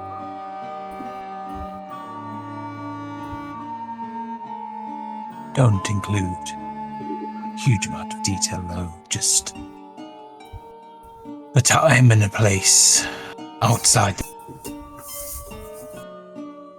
port side or the flea market or the wall shade, and I will be there. Now, I have other matters to attend to. Please enjoy our hospitality. Talk to some of the others. And I hope we can come to be a benefit to one another, Varric. Yeah. And just before you head off, I'd like to make a group question here. Like announce to everyone in the room. So, say things change and you all get put into, or you make things right within the country by your standards. Who is then going to lead you?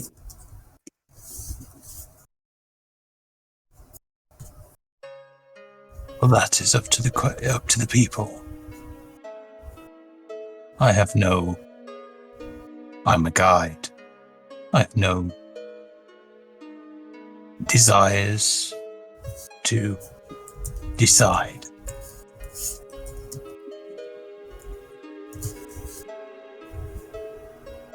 Let the people work that out for themselves. But I think there will need to be a code in which whatever council replaces the existing one to work by, and a route for them to face the consequences should they not.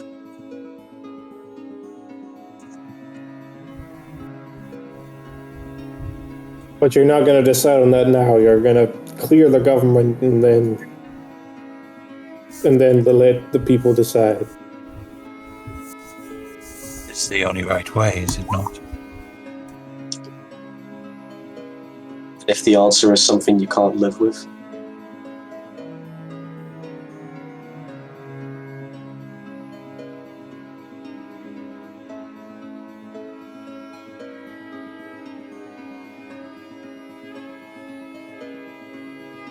I would like to think that our current councillors were elected by the people for the people a long time ago, and they've kind of just fallen into their positions as and when family lines see fit.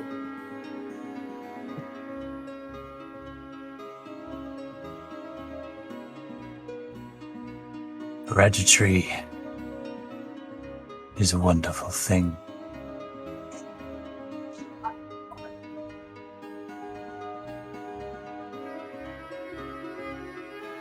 Most weren't elected. They either inherited their position or were voted on by the others. Miran, for example. When her original husband died, she tied her family to another, which then gave her the power and the links to and the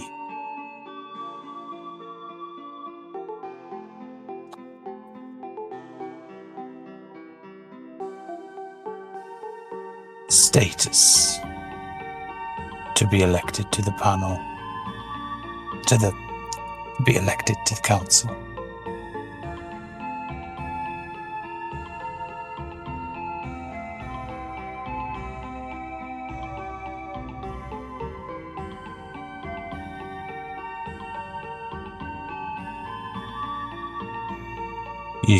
At this point, he's eyeing Amanita and Lucy quite carefully, who have got Varric Jr. out of Lucy's pants.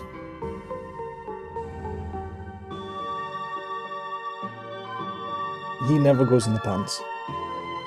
Out of the... He's in the backpack. After that last mistake. He just sits there looking puzzled. Stands there looking puzzled. Lucy just notices and turns and smiles while holding a jar of frog. You have interesting.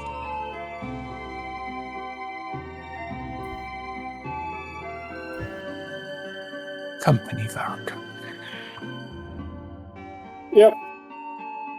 But they're a good bunch. I think we work together pretty well. Could Lucy do a sleight of hand check, please?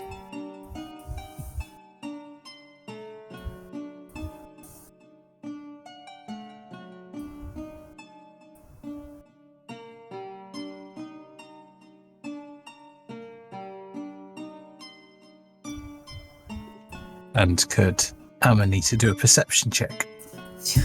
Oh god. Do you want to see it? I said 4. Not from. Or 4. This is the highest I've rolled today.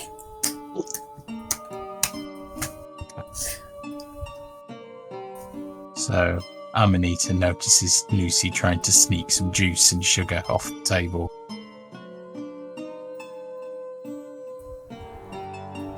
Amanita's like watching the pro, taking notes in her head. It's like, My friend, as I said to the young lady, you're free to take items off the table, just leave enough for us. Please. Lucy just acts as if he's not the one being spoken to and just continues on. and moves over and just like sort of underhand passes it to Amanita. She just sticks it. It's like it just falls into her hat. She just takes it out. But to answer our kobold friend's question,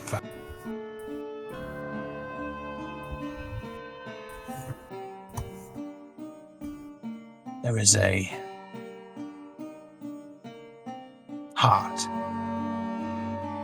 our people have, a passion driven by years of hatred. We need to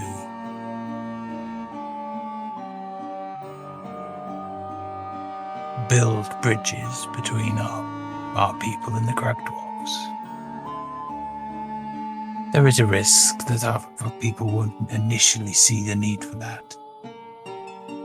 That they'll see our group as cowards.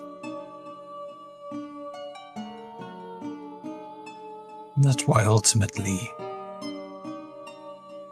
we need to gradually show them the ills of the current council's ways before they're displaced.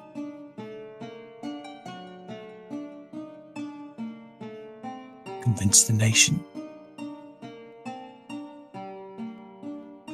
Their removal will be easier. That will surely take time. I mean, back in Catan, opinions sometimes took years to change. Indeed. You We are prepared? busy gathering evidence that we can use to show the true intent of the council and the Brotherhood.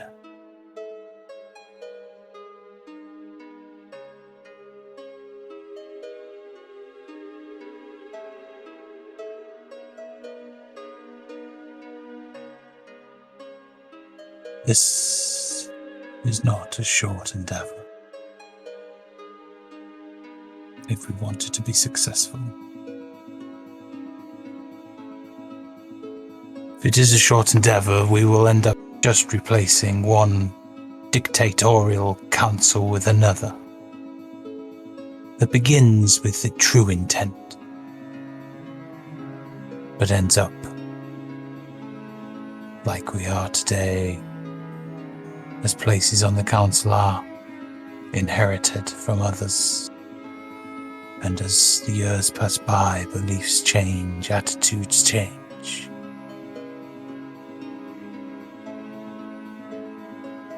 We do not want that. It is not the right way. Slow and steady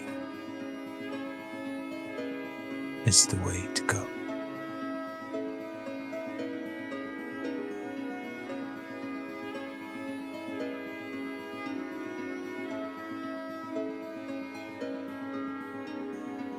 Now, as I said, I have other matters to attend to.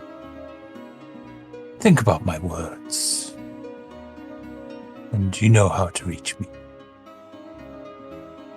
Enjoy the rest of our time here. And I hope you get your ship back one way or the other.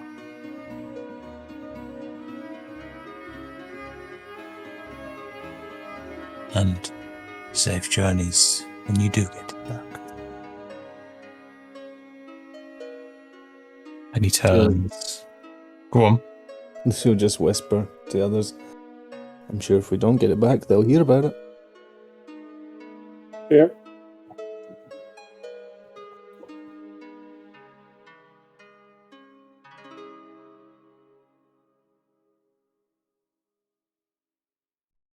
What he said about the symbol of that cult in the military, Yeah, hadn't we seen that before? pretty certain we have. Wasn't it on the note that we found after leaving the The ruins being investigated by the Sorcerer's Circle. No, that was a black circle covered by a white ring.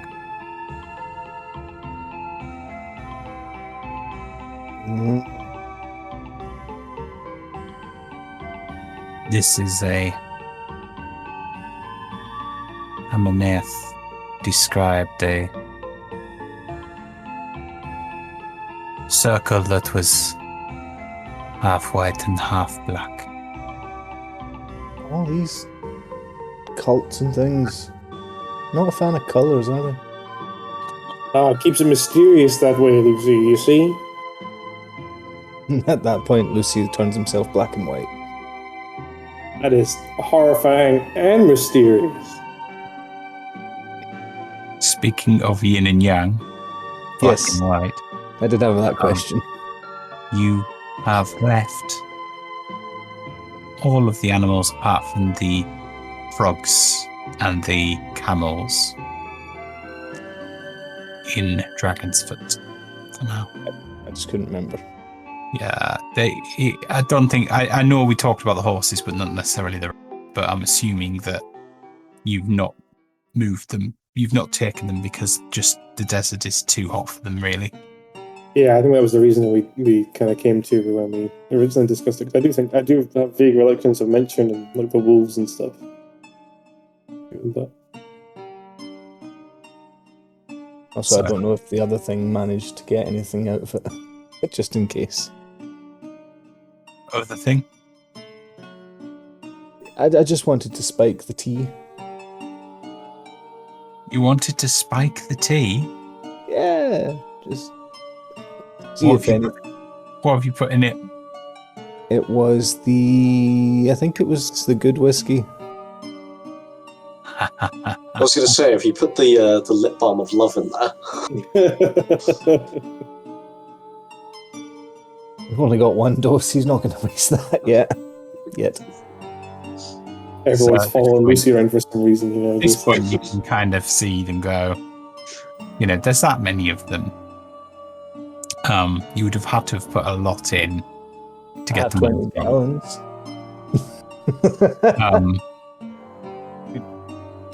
And Yeah, the tea itself would be, you'd taint it after a while, so you'd have to be quite careful about how much you put in. So it's only the ones that have been eating drinking their tea with really strong spices that don't notice it. So initially they had a few complaints and the tea was thrown out and they just made another one. But those with the strong spices that had it, you do see one or two of them kind of stumbling around drunk.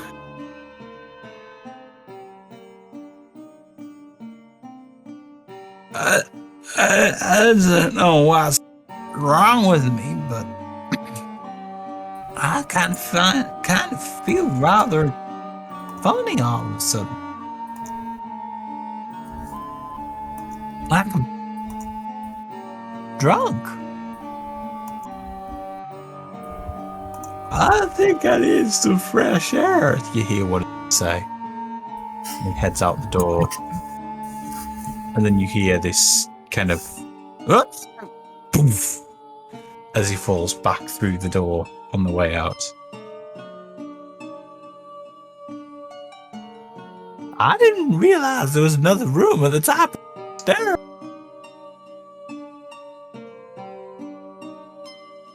Oh, did I come down 2 flats? Oh, my head hurts. Anyway, I need to go home. And he crawls up the rest of the stairs. And you hear the sound of broken pots from the shop above. And the old lady shouting at him. Get out of my... What are you doing? Get out of my shop, you! Oh, I had to stop myself saying pub then.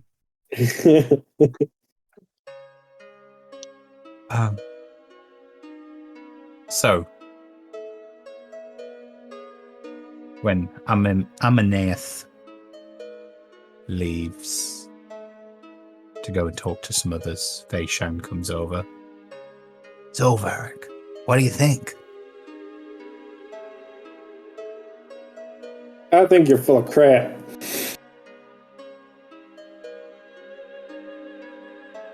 Well, I'm sorry you feel that way, Varric. But it is what it is, I guess. Yeah. I don't mean to say I don't like you, or I don't like the general idea that you got going on here, but at the same time, I also really don't like it.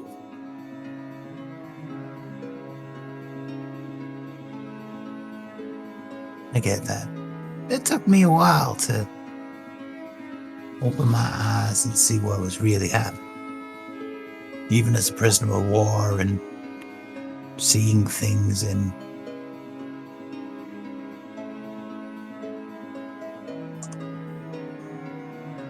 Cragland, Kingdom of the Crags. No, I dare say that what you say is true, and I believe it. You know, I can see us doing that. Anything to win, right? But at the same time, I don't agree with the principle of state before people. And when your old man over there was describing the situation, he just said the same thing about the current government as to what you guys are planning on doing. At least that's how it comes across to me. You'll let people elect their leaders, and they'll do the same thing. What's that old saying? History repeats itself? No, I think Amenath's approach is patience. Gradually change minds to avoid history repeating itself. We can easily just rush in and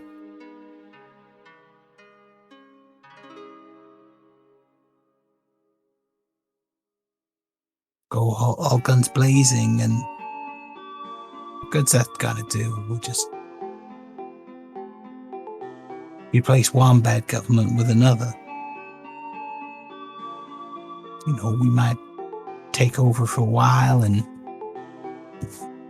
run the country right, but then the people that have been brought up hating the Crag Dwarfs will then just take over again, and we'll be back to where we were. I think that's going to happen regardless of whether or not you do it slow or fast.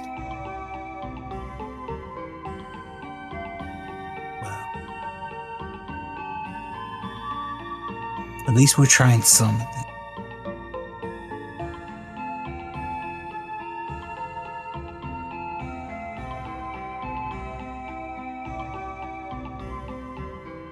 Just a word of advice. I would keep your friends and family closer than your state.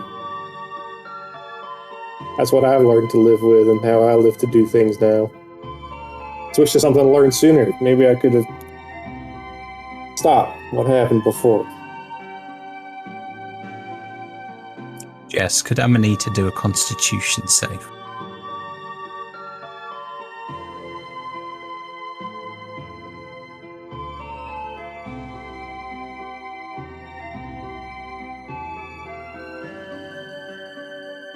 You notice Amanita's a little bit unsteady on her feet.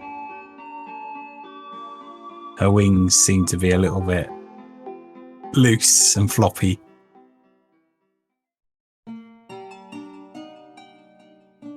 So she's losing control of them. This is so nasty. I turned to Faeshan. I'm just like, do you put any alcohol in that tea? No, they changed it earlier because somebody had spiked it. I thought that's how you drank it around here.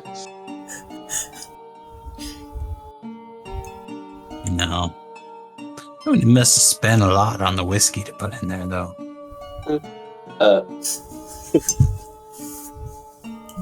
All right, thanks for the company, Faeshan. If you want to come talk to me and talk about stuff that isn't politics, come find me at the Dragon's Claw. I think I have to take my friends home, though. So,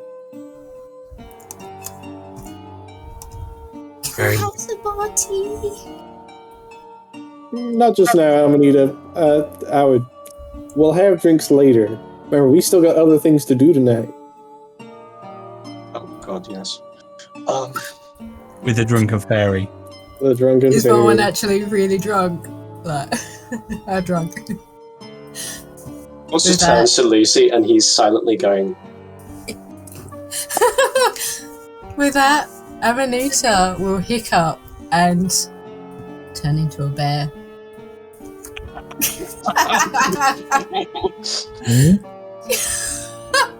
oh no, now it's starting. It's all cause success. It's like she doesn't mean to do it, but she just goes. It's like, and she jumps up in the air, this big padding bear.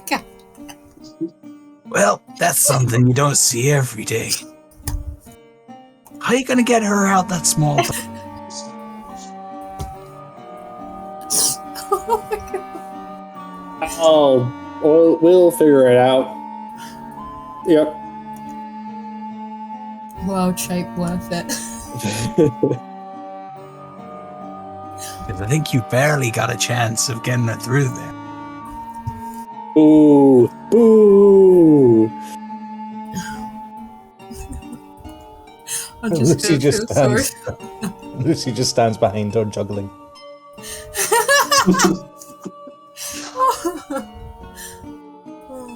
Are you guys from a runaway circus or something? No. This is something uniquely done by these two.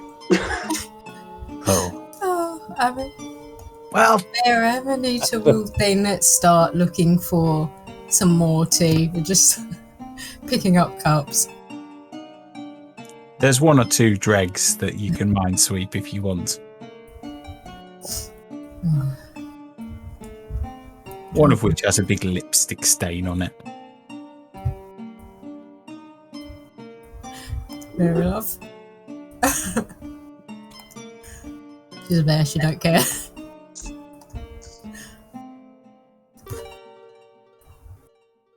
Could you do another constitution save, please? This time as the bear.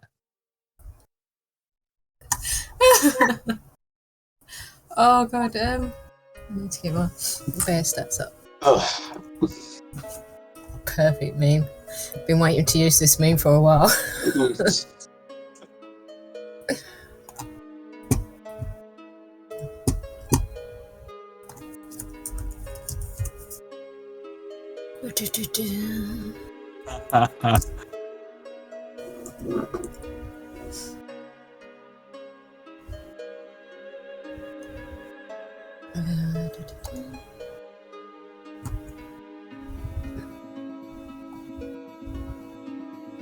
At that point, Faeshan disappears up the stairs, sensing things are going to start getting a little bit messy. The bear is slightly wobbly on his feet. okay. So it's not just a drunk Amanita, but a drunk bear. We have to get up the stairs and somehow sneak. And somehow he's managed to get lipstick on its bottom lip. With that, Lucy will stop juggling, bring out some sort of bowl or hat, and as if they are a street performance, and just holding it in front of the crowd. So, you do Somebody- realise she's the one who has to change your shape. Somebody who is making a cup of tea puts their dirty spoon in your hat. I mean, it's shiny. It could be shiny. Korsk puts 5 gold pieces in there out of sympathy. Does that person that put the spoon in look as if they have a purse on them? Not as such. I want to give him a big hug and then see if I can find something expensive to take off him. Okay, do a sleight of hand check then, please.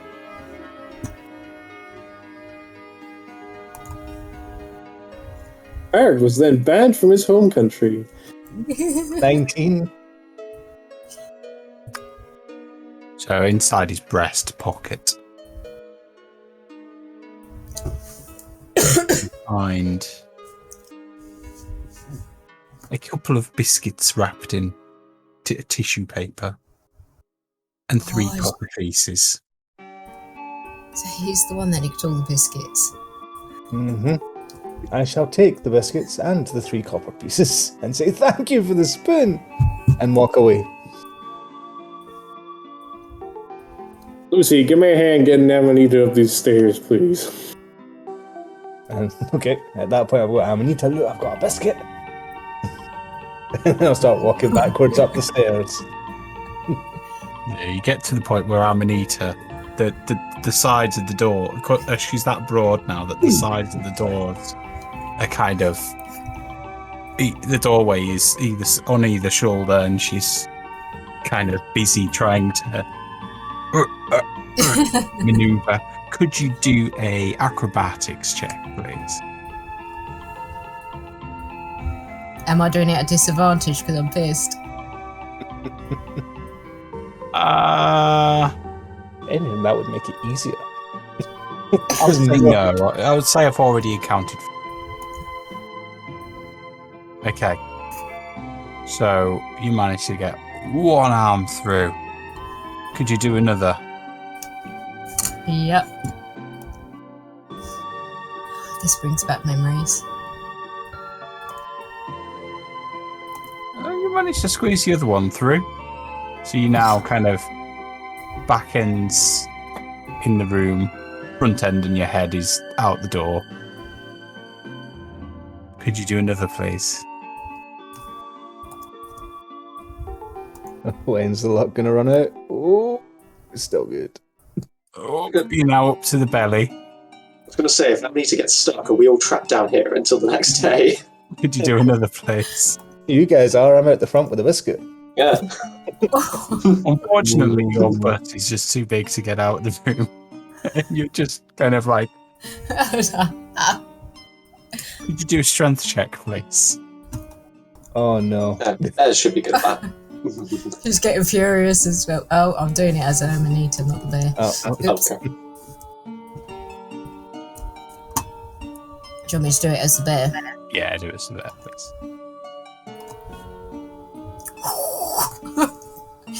The door frame has now left the wall, but not left Amanita. You are dragging the door frame up the stairs with you and out into the kiln room. Oh man. You then have the next doorway to contend with. Could you do an acrobatics check, please?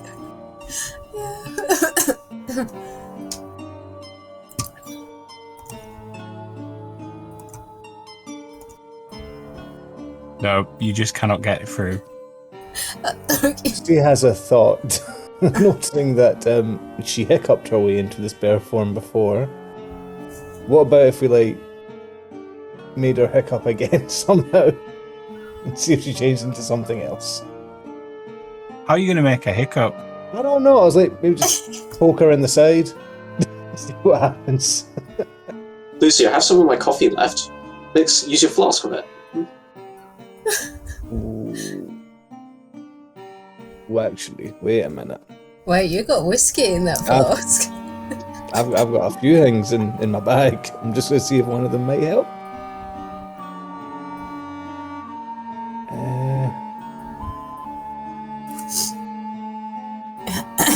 That might work. Could Amanita do a strength check, please?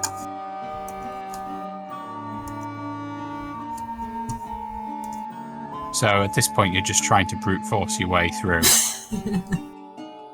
And it's not working.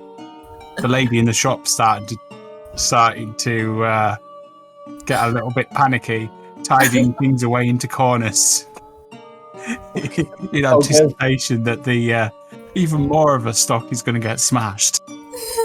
I'll Right. give Berenita a mason jar filled with the strong whiskey. Say, drink up. But think of it this way. It can't get much worse. Could you do a Constitution save, please? Yeah, and I've got to do it as the bear as well. Yeah. Oh, yeah, so you managed to stomach it all. That bear's not a lightweight. That's good. What bear is? Varric, With a stomach. Varric, I don't think there's any other way we're going to do this. Unless you have some magic. Could you do another strength check, please? Come on, let's Yeah. push. Hi! Me and Korsk will be behind Amanita, just pushing on her. Just like, Yeah, roll with advantage. Okay. But the roll door again. frame's loose. Would have used my reduce potion, but I've prepared all the stuff for the heist in its place. Cool. Could you, who's pushing? Forsk and Varric. Could you both do dex save, please? Oh. Oh no. 15. Oh. So, Varric being a little bit older, as you're both pushing, Amanita then, you see the door frame and a bit of the wall, sandstone wall, well, mud wall, give way. And Amanita with 2 door frames round her, and a bit of wall sticking out, just barges into the shop. Varric falls flat on his face. Of course, kind of turns into a bit of a roll and ends up sat down, watching as Amanita starts to break things, trying to get out of the front door. Forsk immediately turns and pulls Varric up. As we get to the front door, Lucy has a genius idea. Sorry, ahead of time. He can see the sky. So he grabs a hold of Amanita as the bear and thundersteps 30 foot in the air with his parachute ready. Attached to it. What was that? Thunderstep? Yeah. So anyone that's within, what was it, 10 feet, 5 feet? I can't remember. Let's see. That's me, Korsk, the old lady, all of her pots. How big is the shop? Anyone impression. within 10 feet, yes, you must do a Constitution saving throw. Sorry. Oh. Oh, have I killed the old lady? Oh no. No, that was a natural 20. Okay, that's cool. So, she gets half the damage. What's the damage? Just a second. Please roll though, please.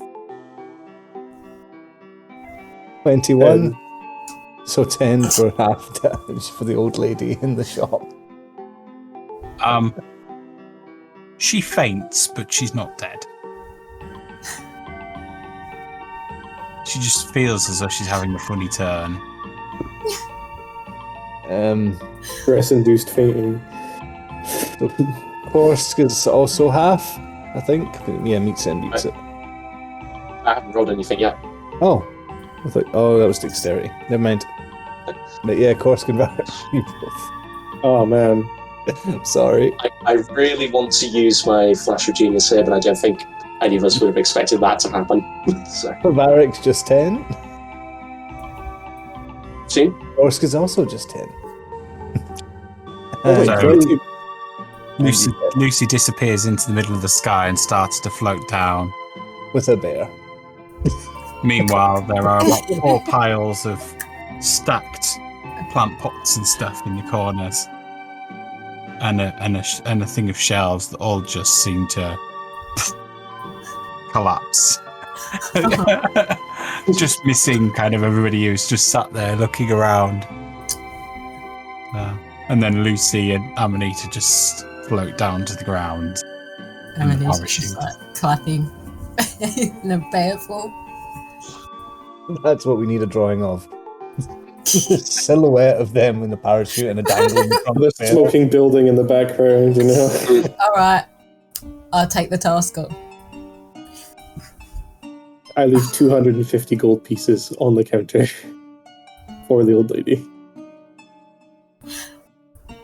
Course just walks to the door to go to Amanita and Lucy, kicks it open, and I imagine from the thunderstep it just falls off its hinges.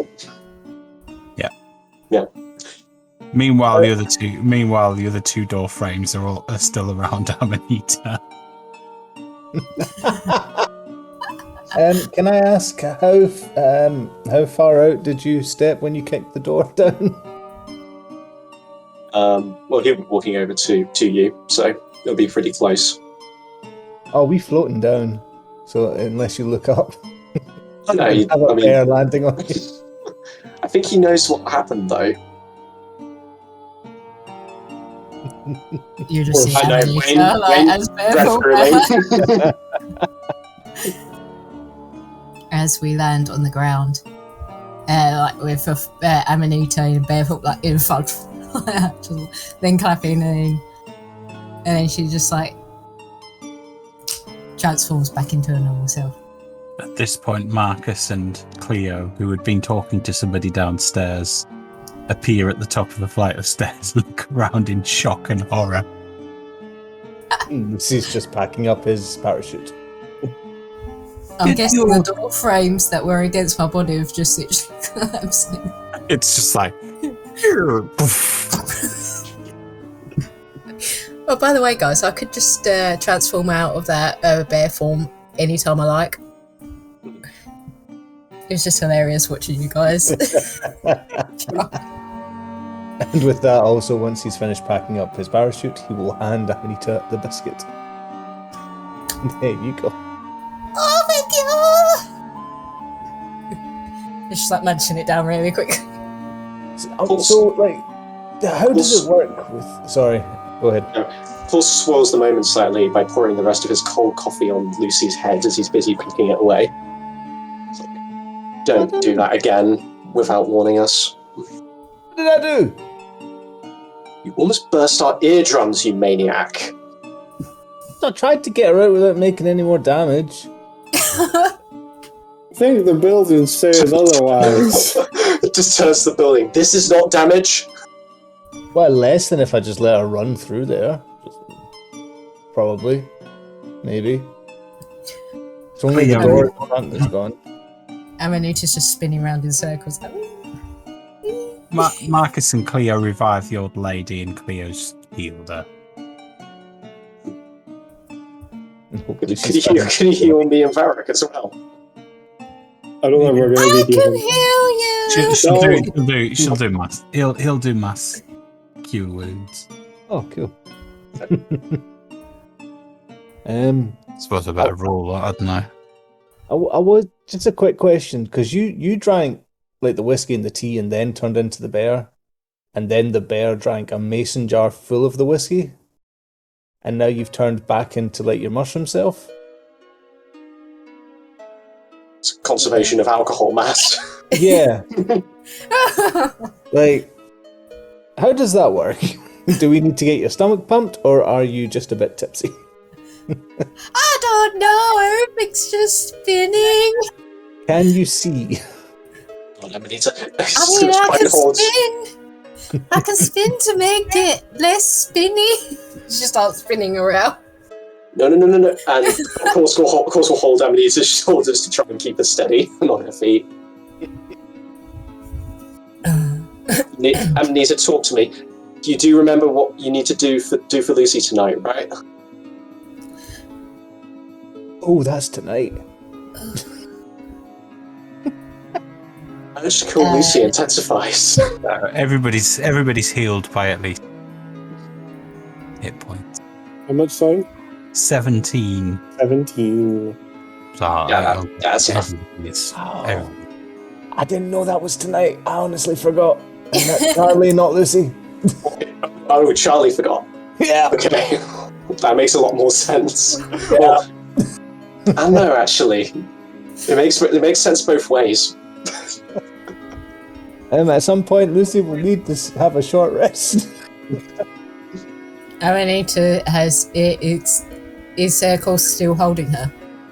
Yeah, just to make sure she doesn't fall, doesn't like trip and fall in the street or something. She's asleep in your arms. She's like.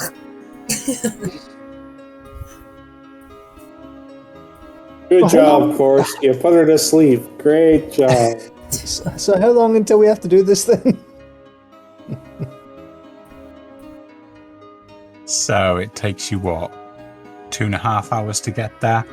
It's 10 p.m. now. You need to be there by 1 a.m. I could have a short rest by then. Yeah. Lucy's going to chance his arm and just ask, can anyone carry me? I can drag you. Varric, my hands are full here. Yeah, I'll drag you. Okay. Then I'll just lie on the ground and let them drag me while I'll be awake, just not doing anything. Like tie rope underneath his arms and then running right across his chest. Like your boots come off as a dragon y'all off. Oh, no, not my boots. So that works fine until you get to the gates at the flea market.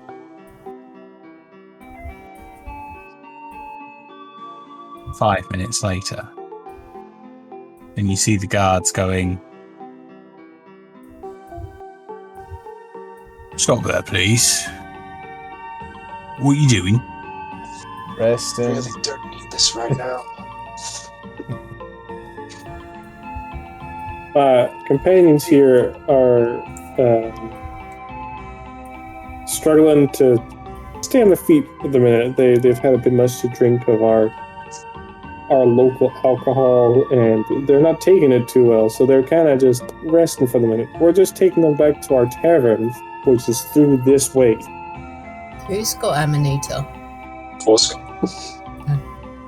She just slightly go away home. And just fall back asleep. So, Cameron, could you roll a persuasion check, please? Sorry, persuasion's fine. Persuasion? Oh, great. I'm rolling pretty badly tonight.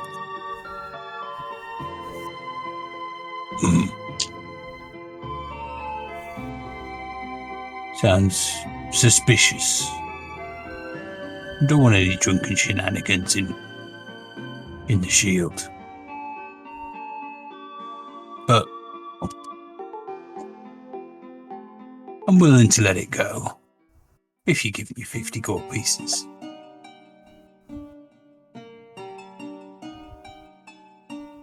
How long have I been resting at this point? 5 minutes. Go. Here are your 50 gold pieces, good sir, if you'll excuse me. Why, thank you very much, and have a nice evening. Thanks. A part of me really wanted to spray him in the face with the powder. Just, of course, do the same thing again. Lucy, as we drive, say, I'll pay you back, Varric. Thank you, Lucy.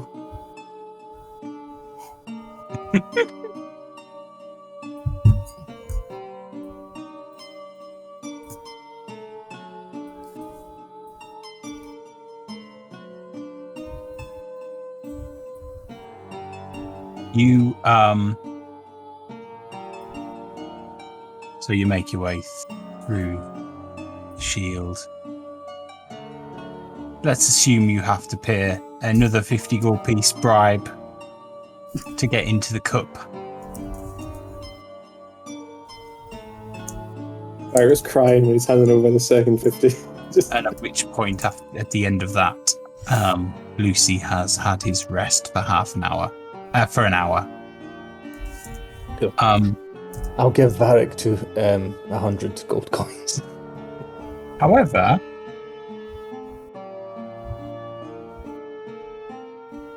all that dragging has meant that you have friction burns on your bottom and your legs. Does that count as heat or fire? Not quite, because it's more like you've had sandpaper rubbed over you. Then I shall only give Varric 75 gold coins. No, you'll give me the full 100, thank you. You have taken 6 hit points. Okay.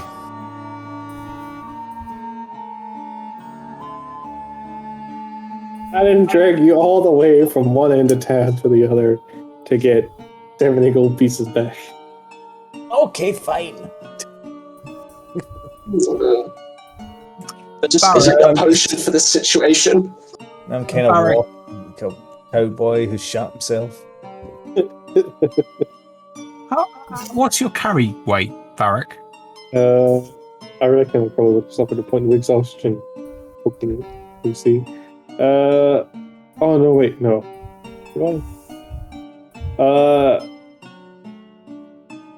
Where did I find that? Strength times something, I think.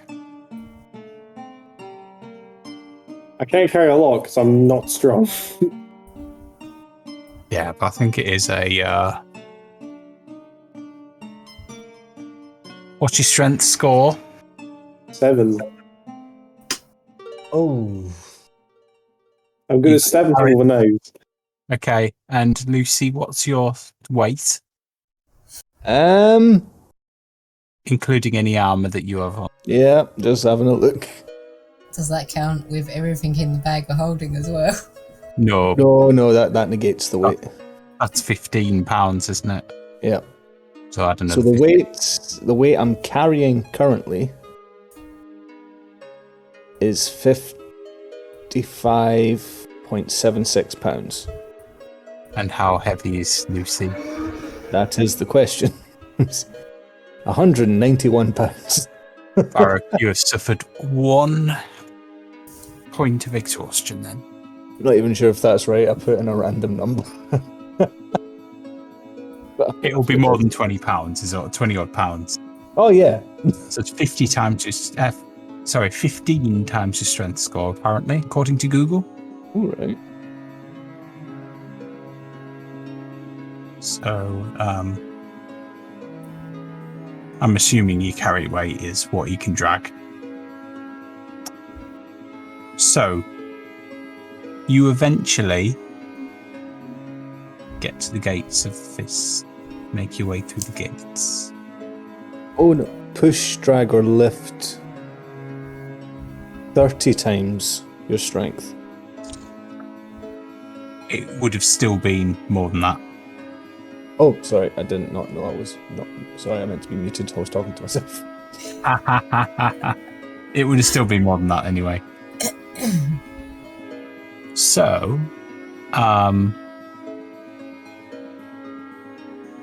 eventually,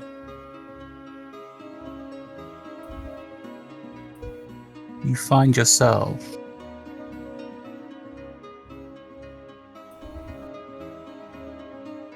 at the gate into the barracks of the Fist.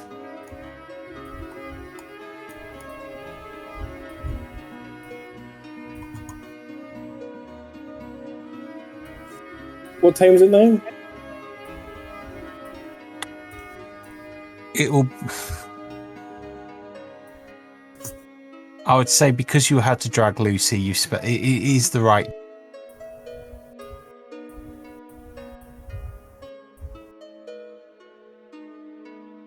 So in front of you, you see a wall with guards on. There's actually 4 guards, 2 at the gate, and 2 along the walls. You can just see the tips of their spears behind the shadow.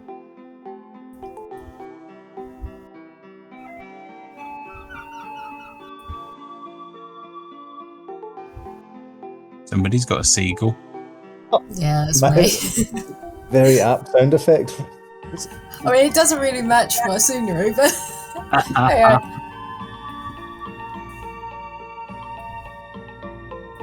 So is this the guy's home or is this the gate to the area? where this guy's home is. This is the gate to the area. So he lives in the barracks, basically.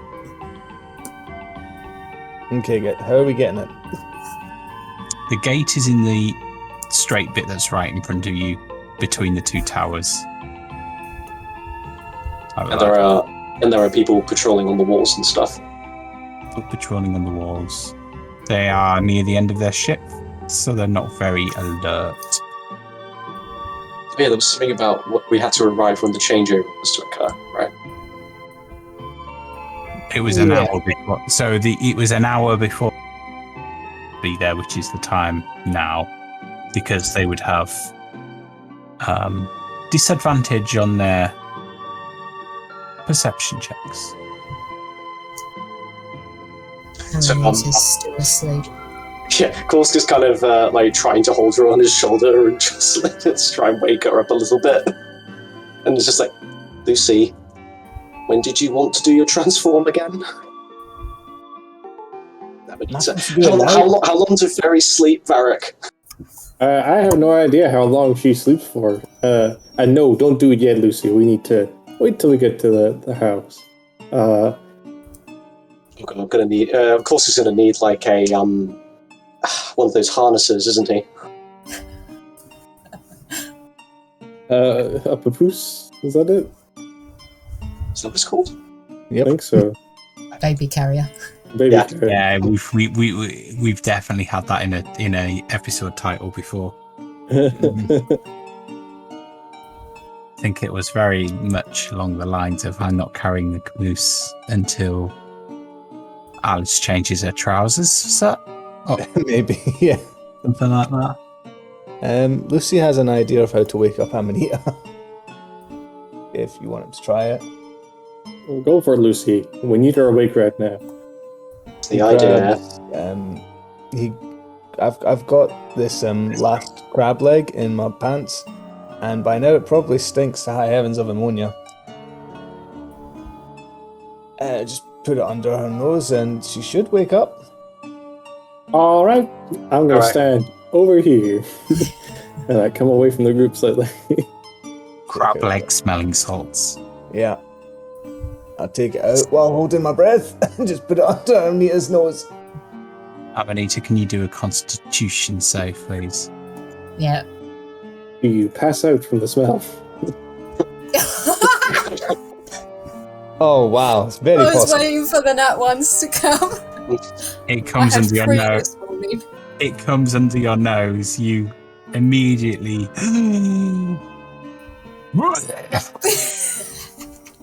Could you do a dex save, please, Lucy? Oh no. I mean, you did feed her with a load more alcohol. So. No. No. You are covered head to toe in whiskey smelling sick, with a couple of bits of sweets in there. I'll be a second, guys, and I'll just move over, get out the jug, and fill it with water. Just start washing myself with about, say, 10 gallons, just to get it all off. Just kind of pinched his coat together and is trying to rub the sick from the corners of Amanita's mouth. How much whiskey did you put in the tea urn?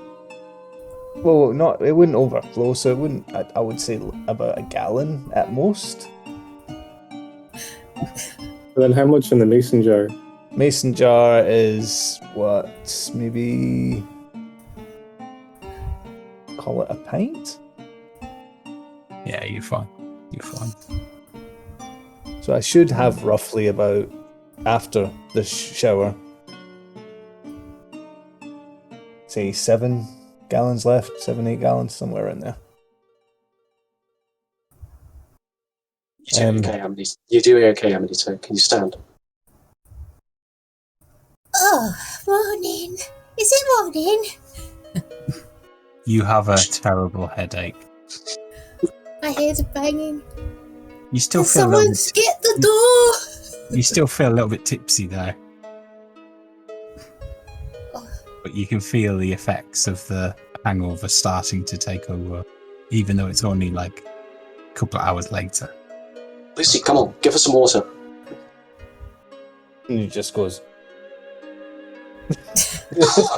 Or just drench his forehead underneath. What? Wasn't what I meant, Lucy. he's still not Probably breathing. wakes her up fully. Just put Samanita down on her feet and is just like trying to wring out his coat now. Can I ask, Oh, is how many Lucy... gallons have you? How many gallons? Now? No, it's just going to be the 10 gallons I'll use, so hopefully Okay. then that'll be it. But, is Lucy wearing the Lucille dress, or just his normal clothes? You mean I'm assuming you've got. I'm normal assuming you've clothes. got the Lucille dress in your backpack. Okay, that's fine.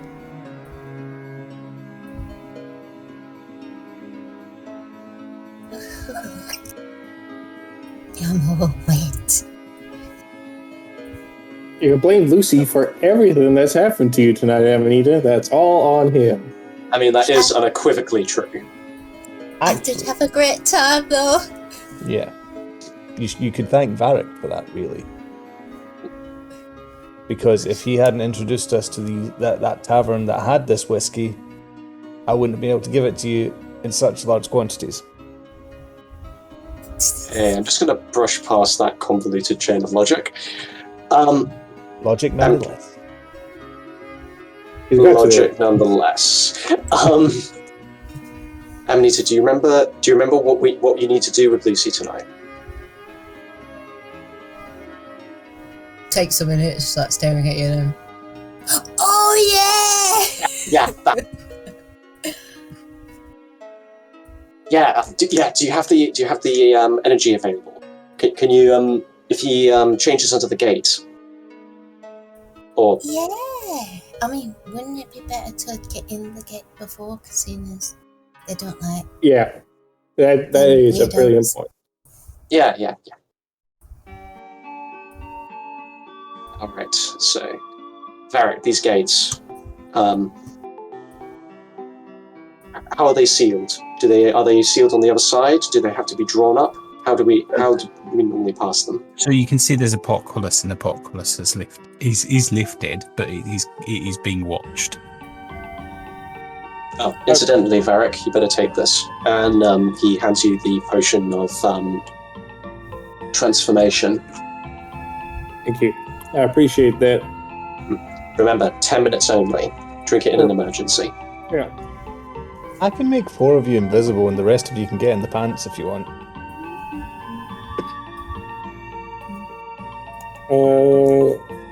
Marcus is like, I am not getting back in the pants. Sorry, 3 of you. I can turn into a mushroom because I gotta concentrate on your spell and making you look pretty. I can also, I also have the tools required to give myself protection from sight as well. Alright, so everyone can turn invisible with old Varric over here, and Marcus and Cleo, I guess. So, Oh, I'm not invisible. So half the group. I could just hide in pockets. right. Who? I mean, I could always drink you, Varric, but then I can't use the spell on Lucy. No, we need to keep that spell for Lucy. It's important that we do that. It don't last very long. Yeah. Perhaps we could use a distraction. I'm good I at can do that. distractions. Yeah, we're very good at that. Perhaps we could make the guards turn around. I can do that. Not with fire, please. Yeah, I don't without want to kill. I can do it without fire. I can do it with And with that, my spells, and I can use this wind type sound thing. and that is, I mean, it's just rattling on. Oscar's currently digging through his pack, looking for where he put the magic stones he used to use in the dungeon. And then Lucy does something. yeah. I'm sorry. It might work though. And with that, you'll hear in the distance a dragon dwarf accent saying, "Crag dwarf spotted!"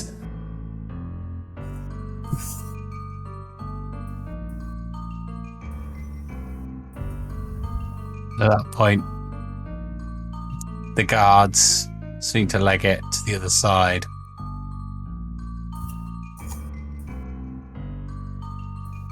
That seemed to do the job. Yeah, I was easy. Also- Okay, let's get going quickly. They might summon the garrison. Go, through the gate. Let's go now, please. I don't think it will cause any consequences for later. No. So, Of course, Kaz's best press X to doubt Faeshan.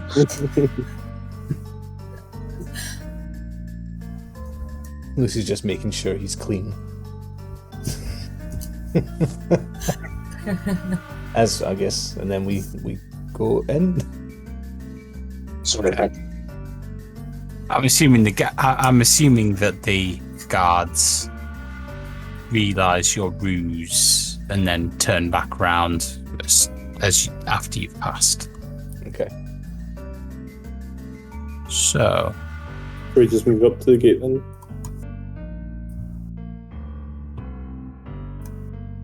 you will notice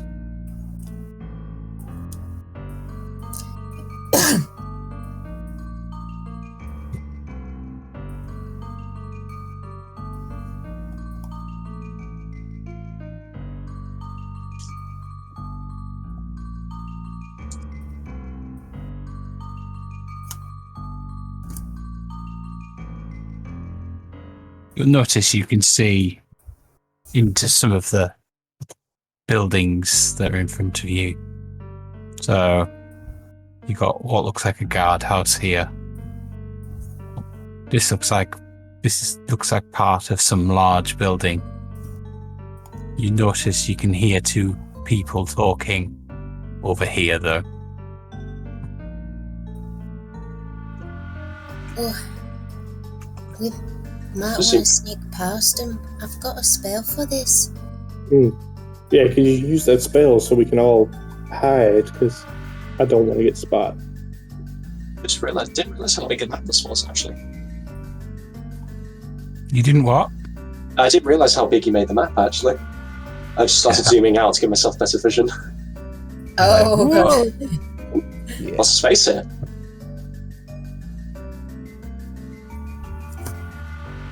There we are. And at that point, you got to find the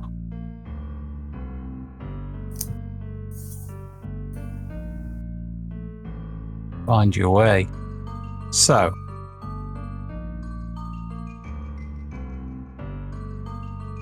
What about ducking through this gap between the wall, and then we can go under the windows so they don't see us? I've cast Pass Without Trace. Awesome.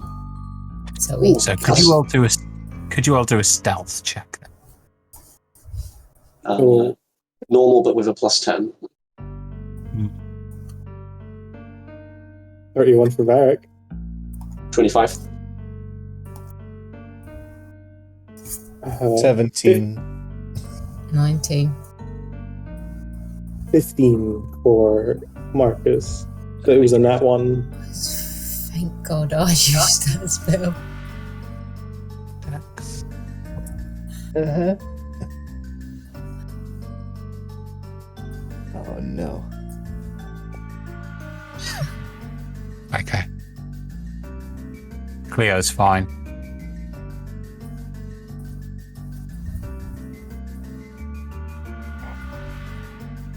So you can hear Marcus being a bit kind of heavy-footed. But you manage to make it to about here.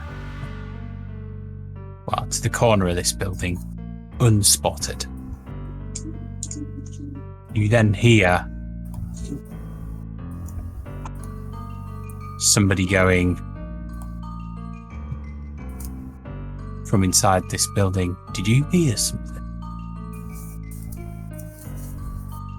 Sounded like somebody walking around.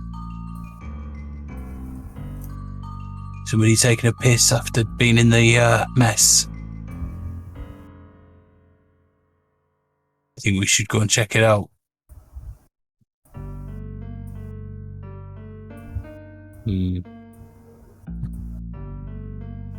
Maybe.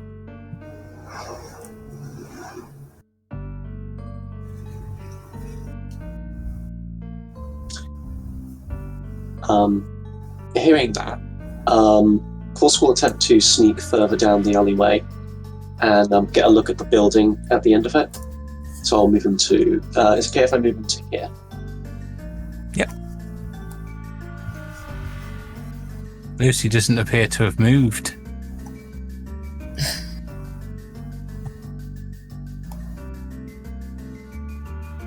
What's this,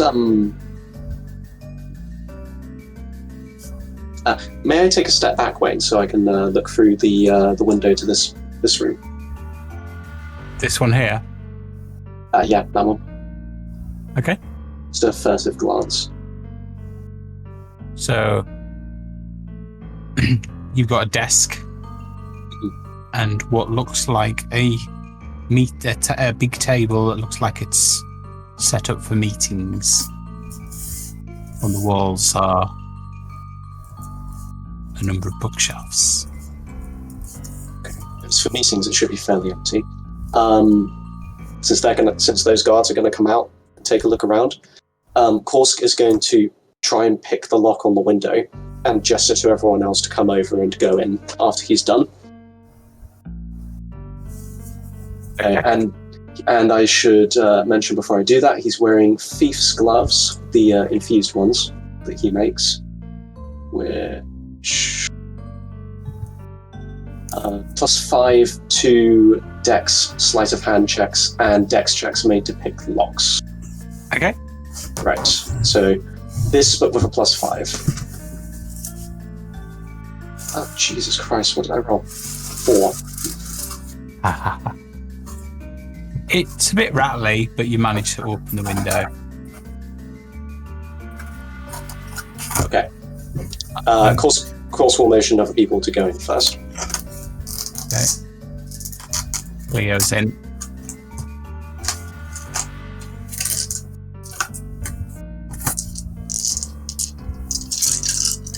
Yeah. As everyone else goes through, Course will scramble through over the desk, trying to avoid knocking the candles over, and then he'll shut the windows and duck down under the desk. I will add those particular candles are not lit. Okay. Yeah. Lucy! Lucy!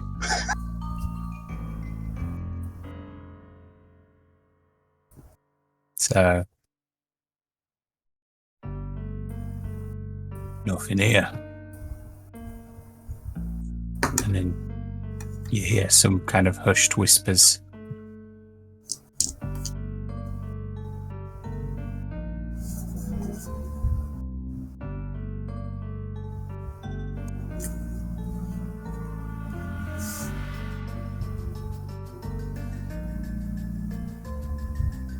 As you see one of the guards walk past the windows.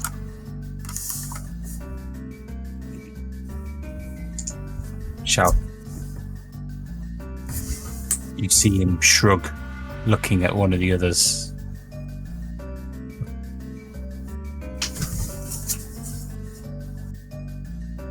Sort of gesturing to somebody and goes, "Must be hearing things. Either that was an animal. Come on, let's go back in."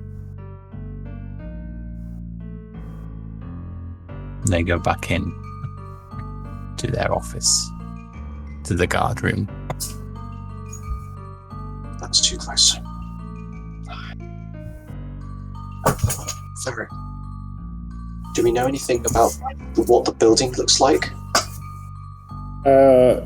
It's got a garden, because that's how my niece's partner knows about it, because he's the gardener.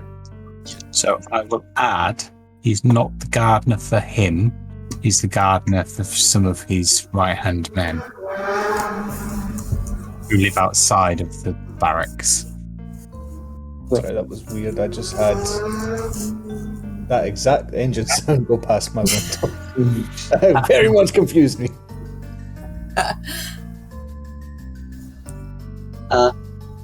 Did we see going in whether they've got guards on the roof of the barracks? No, just on the roof of the wall. Everyone else wait here. I should be back in less than 5 minutes. And Korsk will take out of his satchel what looked to be,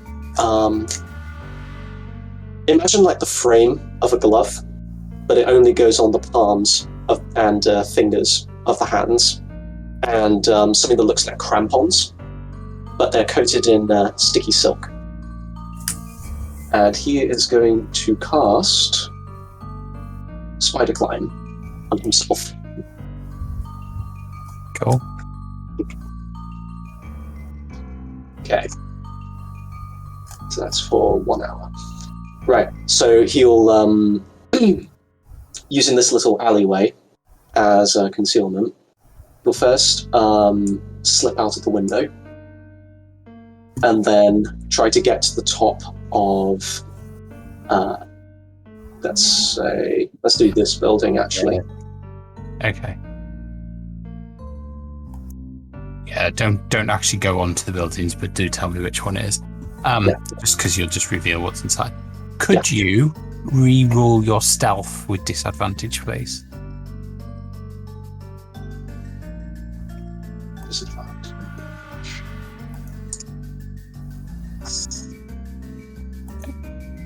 B6 still, it's not bad. When you get to the top of the building, which is only one story, you realise that the tiles are quite loose. You manage to avoid by just testing as you go along. It's slow going, but you managing to not make any additional noise. Because if those guards on the towers were to turn round, they would see you immediately. Could everybody else who's in that room do a perception check, please?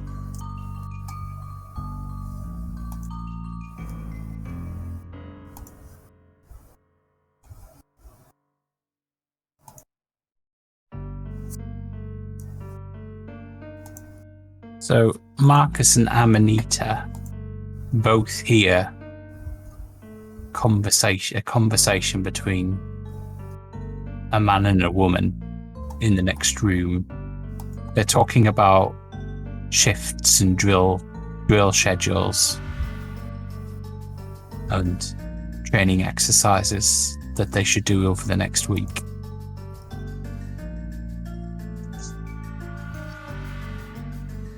We better be very quiet.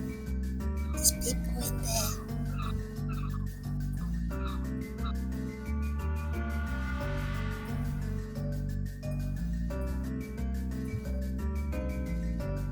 What's your next? Oh, sorry. I was just saying. I think we should leave sooner rather than later. I agree. Should try and be very quiet and possibly leave. Of course. What's your next action? So, where is he on the building right now? Is he not quite at the top? You're on the roof, but Okay. you're on one side of the roof. I would say one side of the peak, trying to stay out of the sight of the guards on the roof. So it's peaked along. It's peaked along the length rather than the breadth, if you know what I mean. Yeah, like that. Yeah. Okay. That's like the peak along the middle. So you're kind of where you are now, but probably 2 squares along. Like here? Yeah. Okay. So Korsk will inch along the rooftop, staying as low as possible, and try to get sight over this sort of area. And then he's going to try and look for the landmarks that Varric mentioned, like the gardens and just the way the building was described to us. You see no gardens. It is dark. It is not very bright. You see lights. Korska's dark vision. Yeah. So you see lights, but not much at all. You can see there's 2 guards stood outside a building over here. Okay. East side, okay. And there's a few things I need to delete.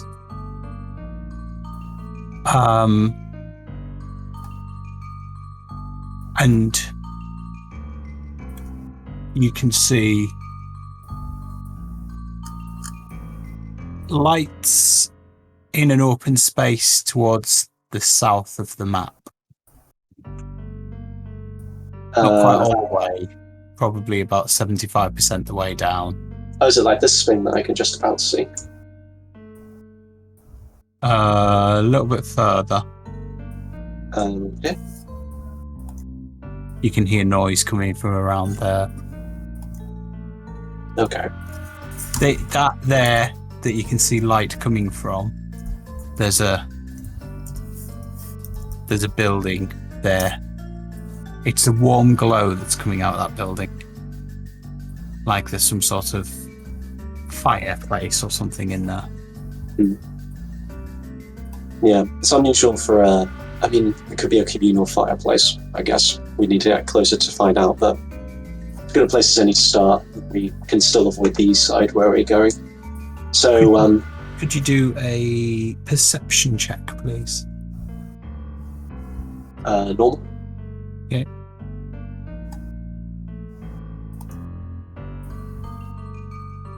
You can hear somebody shouting. You can't hear what they're shouting though. Over towards where you could see that big square. Yeah. Of course, he's getting a bit uneasy on his own on this rooftop. So, what he's going to do is he's going to walk back the way he came towards the building where everyone else is. And instead of risking the climb back down because the tiles are wobbly, I assume that would be like another disadvantage stealth if he's going to try that. So what he'll do is he'll slide himself over the edge, let go, and cast Featherfall. Cool. Just for a small amount of powder so he lands quietly. Cool. Then he'll clamber back in through the window and report his findings to the rest of the group. Cool. As you climb through, Amanita will then go, shh, there are people in there.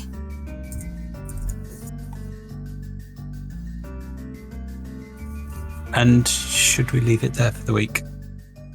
Okay.